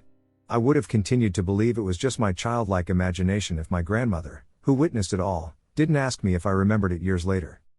It happened when I was 3.5 years old. I woke up in the middle of the night with this sense of urgency to find my mother. I was sharing a room with my grandmother at the time and woke her up due to the racket I made trying to find her. At one point, before my grandmother woke up, I looked directly to my left while still lying in bed and saw a shadowy silhouette of my mother's side profile, which included her afro-like perm, track jacket, and an arm bent up holding a cigarette to her lips. I opened the curtain and became very confused when I saw nothing on the balcony that could possibly cast a shadow. When my grandma woke up, she tried to comfort me and get me back into bed. But even she tried to show me, "Look, she's just outside on the balcony," and proceeded to throw back the curtain, calling her name, only to be just as equally perplexed. Our balcony was facing an open field with apartments some distance ahead of us, but no trees in sight. Shortly after, I end up finding my mother on the couch begging me to call 911. She died later that night. But I still wonder about that dark figure and what its intent was. Was it an evil entity trying to trick me into believing my mom was safe and sound on the balcony? Or was it there to serve as a warning for what was to come? Fast forward to when I'm 12, and for all these years, my family and I have rarely talked about my mom. But one day my grandmother sits me down and proceeds to ask me if I remember that night. I pretend not to understand what she is referring to, allowing her to confirm the story for me and essentially retell it exactly as I have just shared it. If I didn't have her as my witness, I just would have continued shrugging it off as just my imagination. My ORB sighting in Australia, yes, they are real. The sighting took place about 3 years ago in the outback of Australia. I live on a property out in the bush, and one night I was out in the backyard on the phone to a good friend of mine. Looking out at the winter night sky, it was about 2 a.m. and freezing. Suddenly, I see what looks to be the air traffic lights of a plane or helicopter out in the distance. Moving slowly, horizontally across the sky. It was small, barely noticeable, but the red and blue air traffic lights were distinct. Then I noticed that a massive blue orb was moving directly beside it, changing colors to red approximately every 2.5 seconds, then transitioning back to blue after another 2.5 seconds, and repeating this cycle. It was moving about the same speed. I remember being stunned, getting up from my chair, walking out onto the grass, and standing there on the phone, trying to understand what that huge bright light or orb was. It was about the size of a supermoon/a large full moon, or maybe the size of my thumb. In contrast, the plain/blinking light object was tiny, about the size of one of those rainbow sprinkles you get on ice cream. There was no sound coming from them. Usually you hear this, as there's nothing else out here. The objects were flying over bushland and mountains, with no houses or towns for hundreds of kilometers in that direction. Eventually, the orb reached the middle of the sky directly in front of me, and then it stopped immediately. The plain/blinking light must have continued on, because I don't remember it being here for this. The orb then changed to a solid red/orange color, and then after 5 to 8 seconds, turned into what felt like a giant white spotlight. I felt as if it illuminated the entire yard around me in a 5 to 7 meters by 5 to 7 meters spotlight. The orb, which had previously appeared to glow and radiate light consistently from its surface, now looked as if a blinding white light was emanating from its center and shining down onto me. It did this for maybe 10 seconds. All I remember was being frozen with calmness and curiosity. I never said anything to my friend on the phone. I was completely mesmerized. Then, it turned off the white light and changed to either orange or blue, I forget which. Suddenly, it zipped and zagged up diagonally and out of my entire vision. It took me about a year before I even remembered to tell my friend what I saw. It was so strange and yet so beautiful. I checked flight scanners in the morning. Nothing. There are no other houses out here. I am on a cattle property, so it's just me for a good while. Over where they flew are mountain ranges. There are no houses up there either, or towns for hundreds of kilometers. There is a military base about 30 kilometers away. My general idea these days is maybe the aircraft was military, and the orb was accompanying it? Or the aircraft was accompanying the orb, maybe? I definitely saw what appeared to be air traffic control's blinking lights on the small flying object, so perhaps its military nature is why it didn't show up on the flight scanners? Not sure. Welcome to have your thoughts. I saw what I saw, though, and I can say without a shadow of a doubt it was not man-made. There was something about it. It looked like it was so close too, like I could throw a rock at it. I don't understand. It was huge, no sound. It absolutely stunned me to my core. Wanting to share my encounter, no one has ever believed me. I wanted to share my experience. I live in the Bible Belt, so the paranormal isn't taken seriously. I work in a STEM career and place a high value on scientific facts. However, I also know there is so much we have yet to discover and recognize. I was a poor college student and rented a cheap apartment in Arkansas. I lived with only my dog. You walked in the door, where there was the kitchen on the right, the living area on the left, and a hallway that led to the bedroom and bathroom. Laundry was in the bedroom closet. As soon as I went to tour the apartment, I had this off feeling. Not necessarily scary, just off. There was essentially nothing else within my price range in the area, and with the school term about to commence, I decided to proceed with it regardless. I lived to play video games and had an Xbox with the little infrared bar they used to come with. One day, I saw a pop-up on the Xbox that said guest. I saw my hair signature on the couch, but I also saw something else. A bluish shape resembling a human body was sitting next to me, which the Xbox identified as the guest. I didn't immediately jump to the paranormal, but I did think it was odd. Several weeks went by, and guest, as I called it, appeared on the Xbox more often, in different spots on the couch. I noticed my dog wagging her tail and taking her ball down the hallway. Occasionally she would sit and look at a corner and push her ball towards it. Now, the back bedroom was where everything felt just wrong. I was doing laundry one day, and I heard a clear as day hello from a woman's voice. I assumed it was maintenance or someone from apartment management, so I walked to the door. The door was still deadbolted, and no one was in my apartment. Since then, the bedroom felt so wrong to be in. I started to sleep on the couch. I was trying to sell a few items one week and place them in some boxes, which I sealed with several strips of heavy-duty tape. I left those in the kitchen for the night and fell asleep on the couch. I woke up to loud pops. I saw the last box snap open from across the room. I ended up moving shortly after and have experienced a few other places that just felt off, but nothing of that caliber. Seeing the darkness. I am 28, and I live in New England.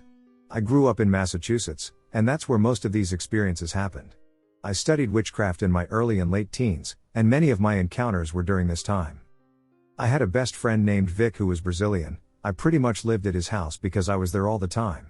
Vic and I practiced the white arts, which helped me realize just how unique this world is.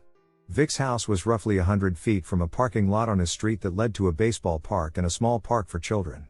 It was in the woods behind the park that we had our coven. A large circle of stones where we practiced. The street that he lived on was by far the oddest I have ever seen. There were close to 30 houses on that street, yet at any given time only 3 to 5 were occupied. For the most part we owned that street.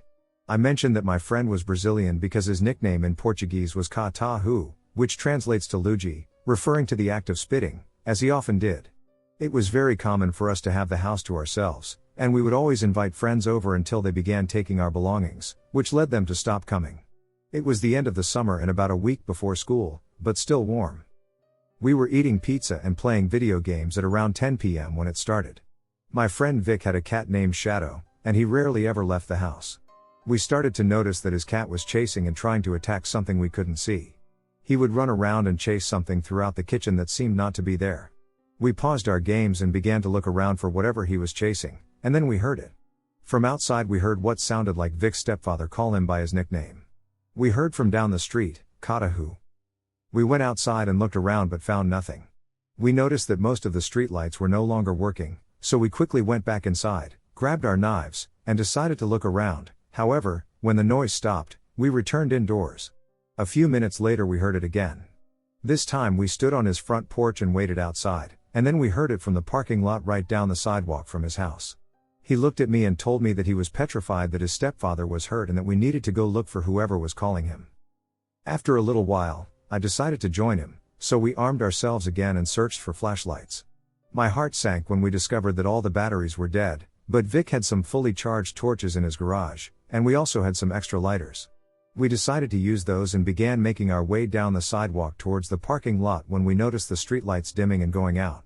It was not too uncommon for this part of the city to occasionally lose power, but this was beyond a power surge. The parking lot was a common-looking lot made from rolled tar with the occasional sealed crack. Every 20 feet, there was a light for cars parked in the lot. There was only one way out, and that was the entrance and exit that we used. We approached the lot and made a chilling discovery. Although we had previously found dead animals in front of the lot, this time we discovered 3 dead mice arranged from largest to smallest at the point where the lot meets the street. To this day I have not had that feeling of pure dread. We made sure to keep the torches lit and stood at the beginning of the lot. Vic called out to his stepfather and waited for a response. From the darkness, we saw a cat come towards us. It appeared to be a Shadow, Vic's cat. The cat ran back into the lot, and as he did, we heard the voice call out Catahu. Again. This time we decided to run and try to find the source. This was the biggest mistake. The cat disappeared, leaving us alone, and then the situation began to deteriorate. We noticed that the lights in the lot were no longer working, and it started to get cold. I mean winter cold. I had on shorts and a t-shirt, and so did he. This cold was so bad that it hurt our skin. We also noticed that, as hard as it may be to contemplate, it was getting darker. We both stood in quiet, listening to the echo of that phantom voice, and we noticed that even our voices now began to echo in the lot. Now mind you, this lot is right off the street. There are houses on both sides. Yet it sounded as if we had entered a cave. And then another sound entered our ears. The sound of heavy and big footsteps had started from the far end and began to make haste towards us. At that moment, we both simultaneously said, we ducked up. We turned around and attempted to return to the sidewalk and head home. But now the only light came from our torches, and the darkness was so thick that we could barely see each other's faces unless the torches were pointed directly at us. The total length of this parking lot was at best 150 feet. I'm hefty, but 150 feet is nothing, and he was twice my size. We both ran as fast as we could until we were out of breath, and we were still in the darkness. It was getting colder. I was shaking, trying to keep the torch lit. All around us, the phantom voice called out to him. And then we heard from behind us a deep, dark voice, say, Kata. And as we turned, we saw a scaly, jet-black face leap back into the darkness. We decided to go back to back and walk in unison to keep the light in the front and back. From all around us we could see black and scaly objects move in the dark if we held the torches almost right against the darkness. Somehow we found the edge of the parking lot, and as if opening a door, we walked out of the lot and into the street. The lights all over the street turned back on, but the lot remained black. The mice were now half-eaten but still there. We ran the 100 feet back to his house and ran in with the torches still lit. We put them out and ran to get blankets due to the cold. It was during this time that we were hit with another shock. We had not looked up but rather saw the glare of the streetlights shine down as we ran. And as such, we had not noticed that it was light blue outside. We left the property at close to 11 p.m. An hour after it had started.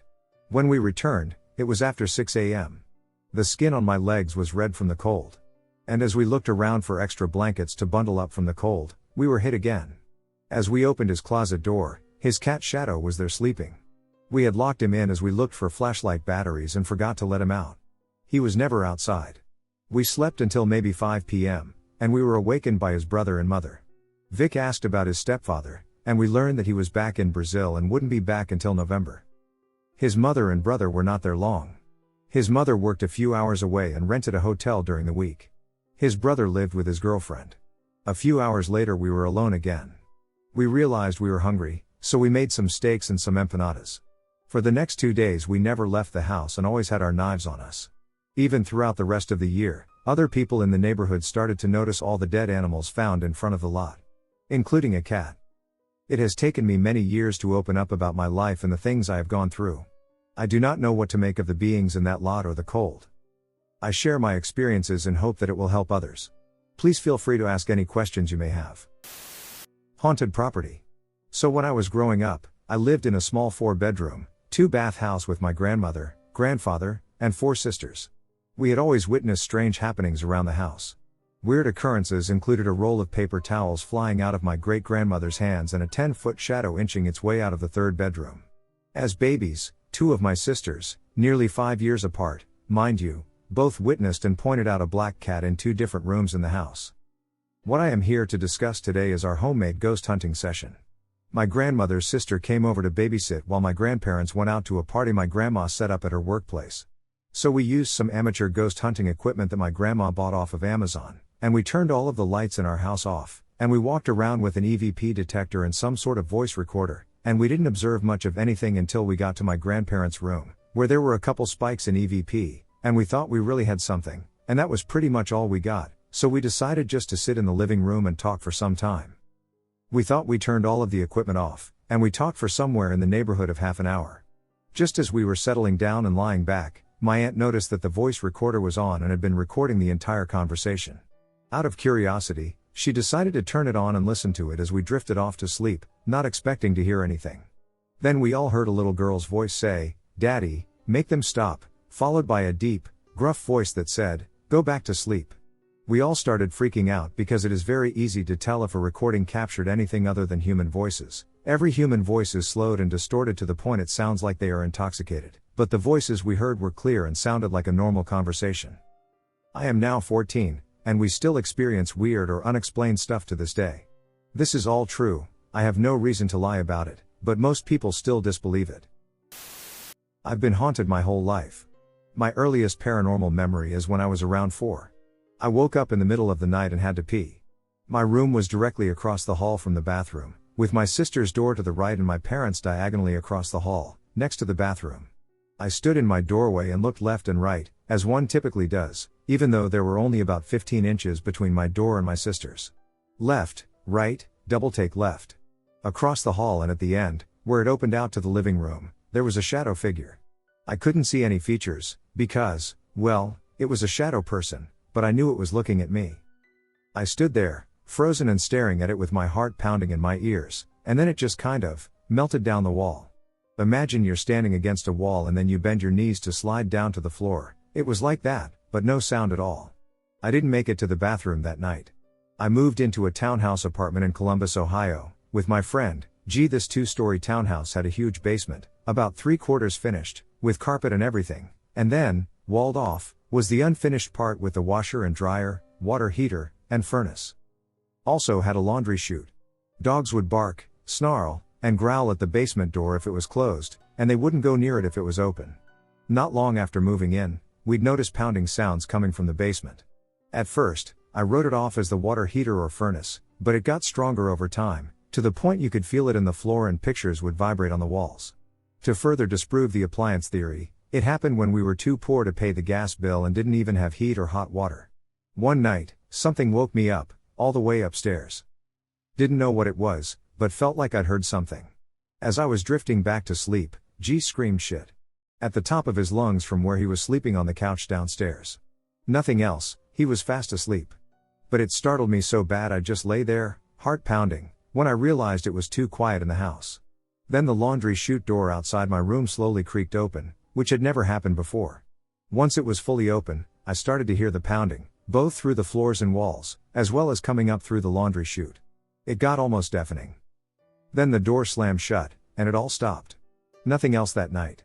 One day my parents were bringing me their old washer and dryer after they'd bought new ones. It was bright and sunny out, early afternoon, and I decided to go down and make sure the pathway was clear. My abnormally large golden retriever, Jake, God rest his wonderful soul, strangely decided to go with me. I walked down, made the 180 at the bottom of the steps, and walked towards the door into the unfinished part. Right as I reached for the knob, something hit the door from the other side so hard that it bowed out toward me and even sent a few splinters flying. I'd never seen Jake move so fast. It was like a golden blur, he was there, and then he was whimpering upstairs. After a quick change of underwear, nothing else happened. They brought the washer and dryer and set it all up, and it was all good. We moved shortly after, for other reasons. In 2010, I moved into a condo in Huber Heights, Ohio.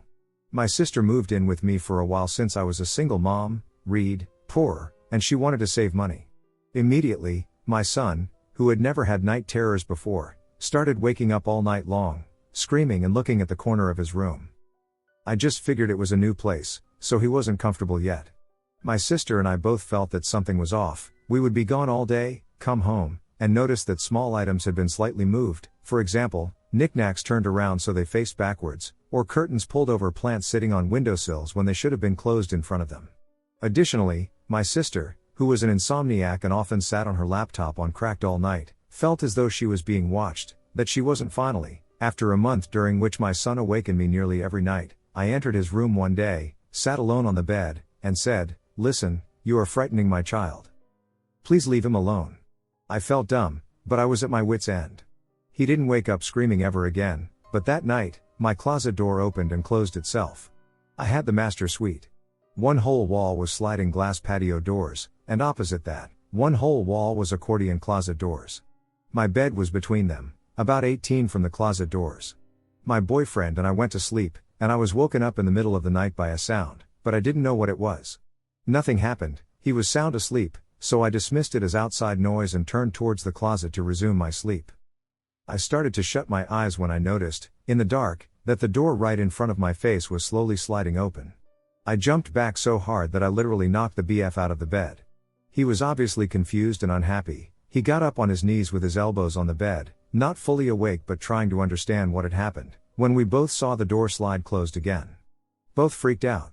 From then on, we had frequent closet experiences. We would be lying in bed when suddenly we would hear the clothes hanging in the closet begin to swing back and forth, rustling, or moving, among other sounds. Then the door would open and close.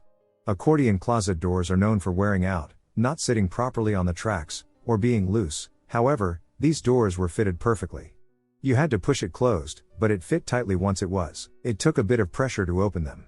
The issue was not solely due to the door being loose or the pressure built up in the springs. It once knocked loudly on the inside of the door. My boyfriend and I heard a distinct male voice one night. Couldn't make out the words, but absolutely heard it. It was pretty frequent. At the time, I was a day shift STNA, and I worked 7 a.m. to 3 p.m. After a week or so of nightly closet play, I was tired and grumpy. As I was getting ready for bed, I said out loud, "I'm tired, and I'm working a double tomorrow. Can you please just let me sleep tonight?" I went to bed like normal, and around 02:00, I woke up to the clothes moving in the closet. I was facing away from the doors when they opened, and this time, I felt someone step out of the closet and stand behind me. I just felt the presence, you know? But I was still tired and grumpy, so my dumbass said, "Oh, you finally decided to come out of the closet, huh?" And then I ran like hell because I just knew it was going to go all poltergeist on me. Nothing happened. I slept on the couch. I'd occasionally hear footsteps on the carpet in my room. One night, the curtains on the sliding glass doors billowed out, starting at the back corner and doing like a wave all the way across. 6 curtains in total, then a calendar on the closest wall did the same, then a shelf I used to hang all my necklaces on. It has a wooden bar that runs parallel beneath it, with a Mardi Gras mask made of peacock feathers was next. The feathers waved in the breeze, and all the necklaces swung back and forth. Then, the tassel that I had hanging from the twist switch on the floor lamp next to me started swinging. It then moved around my bed, opened and closed the closet, and finally stopped. One day, around 1545, after picking my son up from school, he and I were standing in the kitchen while I was making him mac and cheese. It was a galley kitchen, with a pass-through type gap between the cabinets and counter that faced the dining room, which stood between the living room and family room. The kitchen was in the middle of the house, with a hallway behind it that led to my sister's and son's rooms and then turned left to go to the master.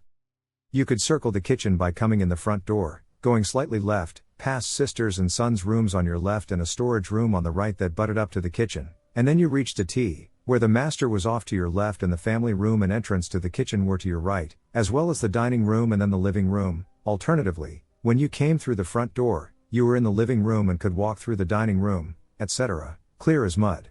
And the dining room was lined with sliding glass doors as well. The stove was on the wall opposite the dining room, and my son was standing there, facing slightly towards me, with his back to the entrance to the kitchen, and I was facing slightly towards him and towards the entrance.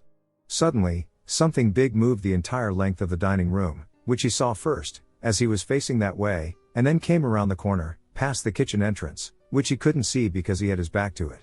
It moved fast but made no sound. We both immediately said, "Did you see that / what was that?" At the same time to each other.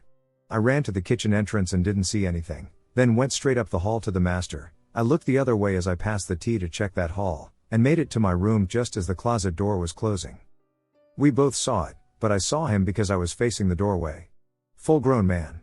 He was wearing dark clothing. I think the shirt was maroon and the pants were black, but it was so quick that it was hard to know for sure, and he was obviously a white guy, but I couldn't make out any distinct features. He moved at, like, a sprint pace, but perfectly upright, with no movement of his body, like floating, and with zero sound. That was the only time we ever saw him, and we both remember that experience like it was yesterday. One day, things changed. I was used to living with paranormal activity. It didn't scare me, exactly, but it would startle the hell out of me once in a while, especially when it would bump my bed really hard or knock loudly on the inside of the door, but I was mostly just used to it. Then one day, the atmosphere felt different, negative, oppressive, or something else. My sister had moved out, and my friend Josh had moved in. I still worked first, and he worked second shift. I was sitting on the couch when I started hearing scratching sounds coming from behind the love seat that was against the wall perpendicular to where I was. I thought, "Aw crap, what kind of rodent or insect is that?" Because that's what it sounded like. I got up to investigate, and when I got close, it stopped. To me, that was just further proof that it was a mouse or something in the wall. I just figured I'd let the landlord know in the morning. A little later, I went to my room and shut the door, then I went into the bathroom, shut that door, and turned on the exhaust fan to smoke. I sat on the floor in front of the sink, just smoking a cigarette and not really thinking about anything, when that scratching sound started coming from the basket full of brushes and hair ties and combs sitting on the toilet tank. It freaked me out, but it stopped pretty quickly, and nothing else happened. The next day, I was in the dining room at work, feeding a resident, when that sound started coming from her tray right in front of us. She heard it, too, and just wanted to go back to her room. It was bizarre. At the end of my shift, I went home, and as soon as I walked in the door, I realized it felt too cold in the house for the season. I went right, living room, dining room, family room, hallway to master, and as soon as I came around the corner and looked up the hall to my room, I knew something wasn't right. I'm OCD about making my bed in the morning, but my bed was a disaster. It looked like someone had been having a pillow fight or something. All the covers and the pillows were a mess. As I got closer, I noticed there was something on the wall.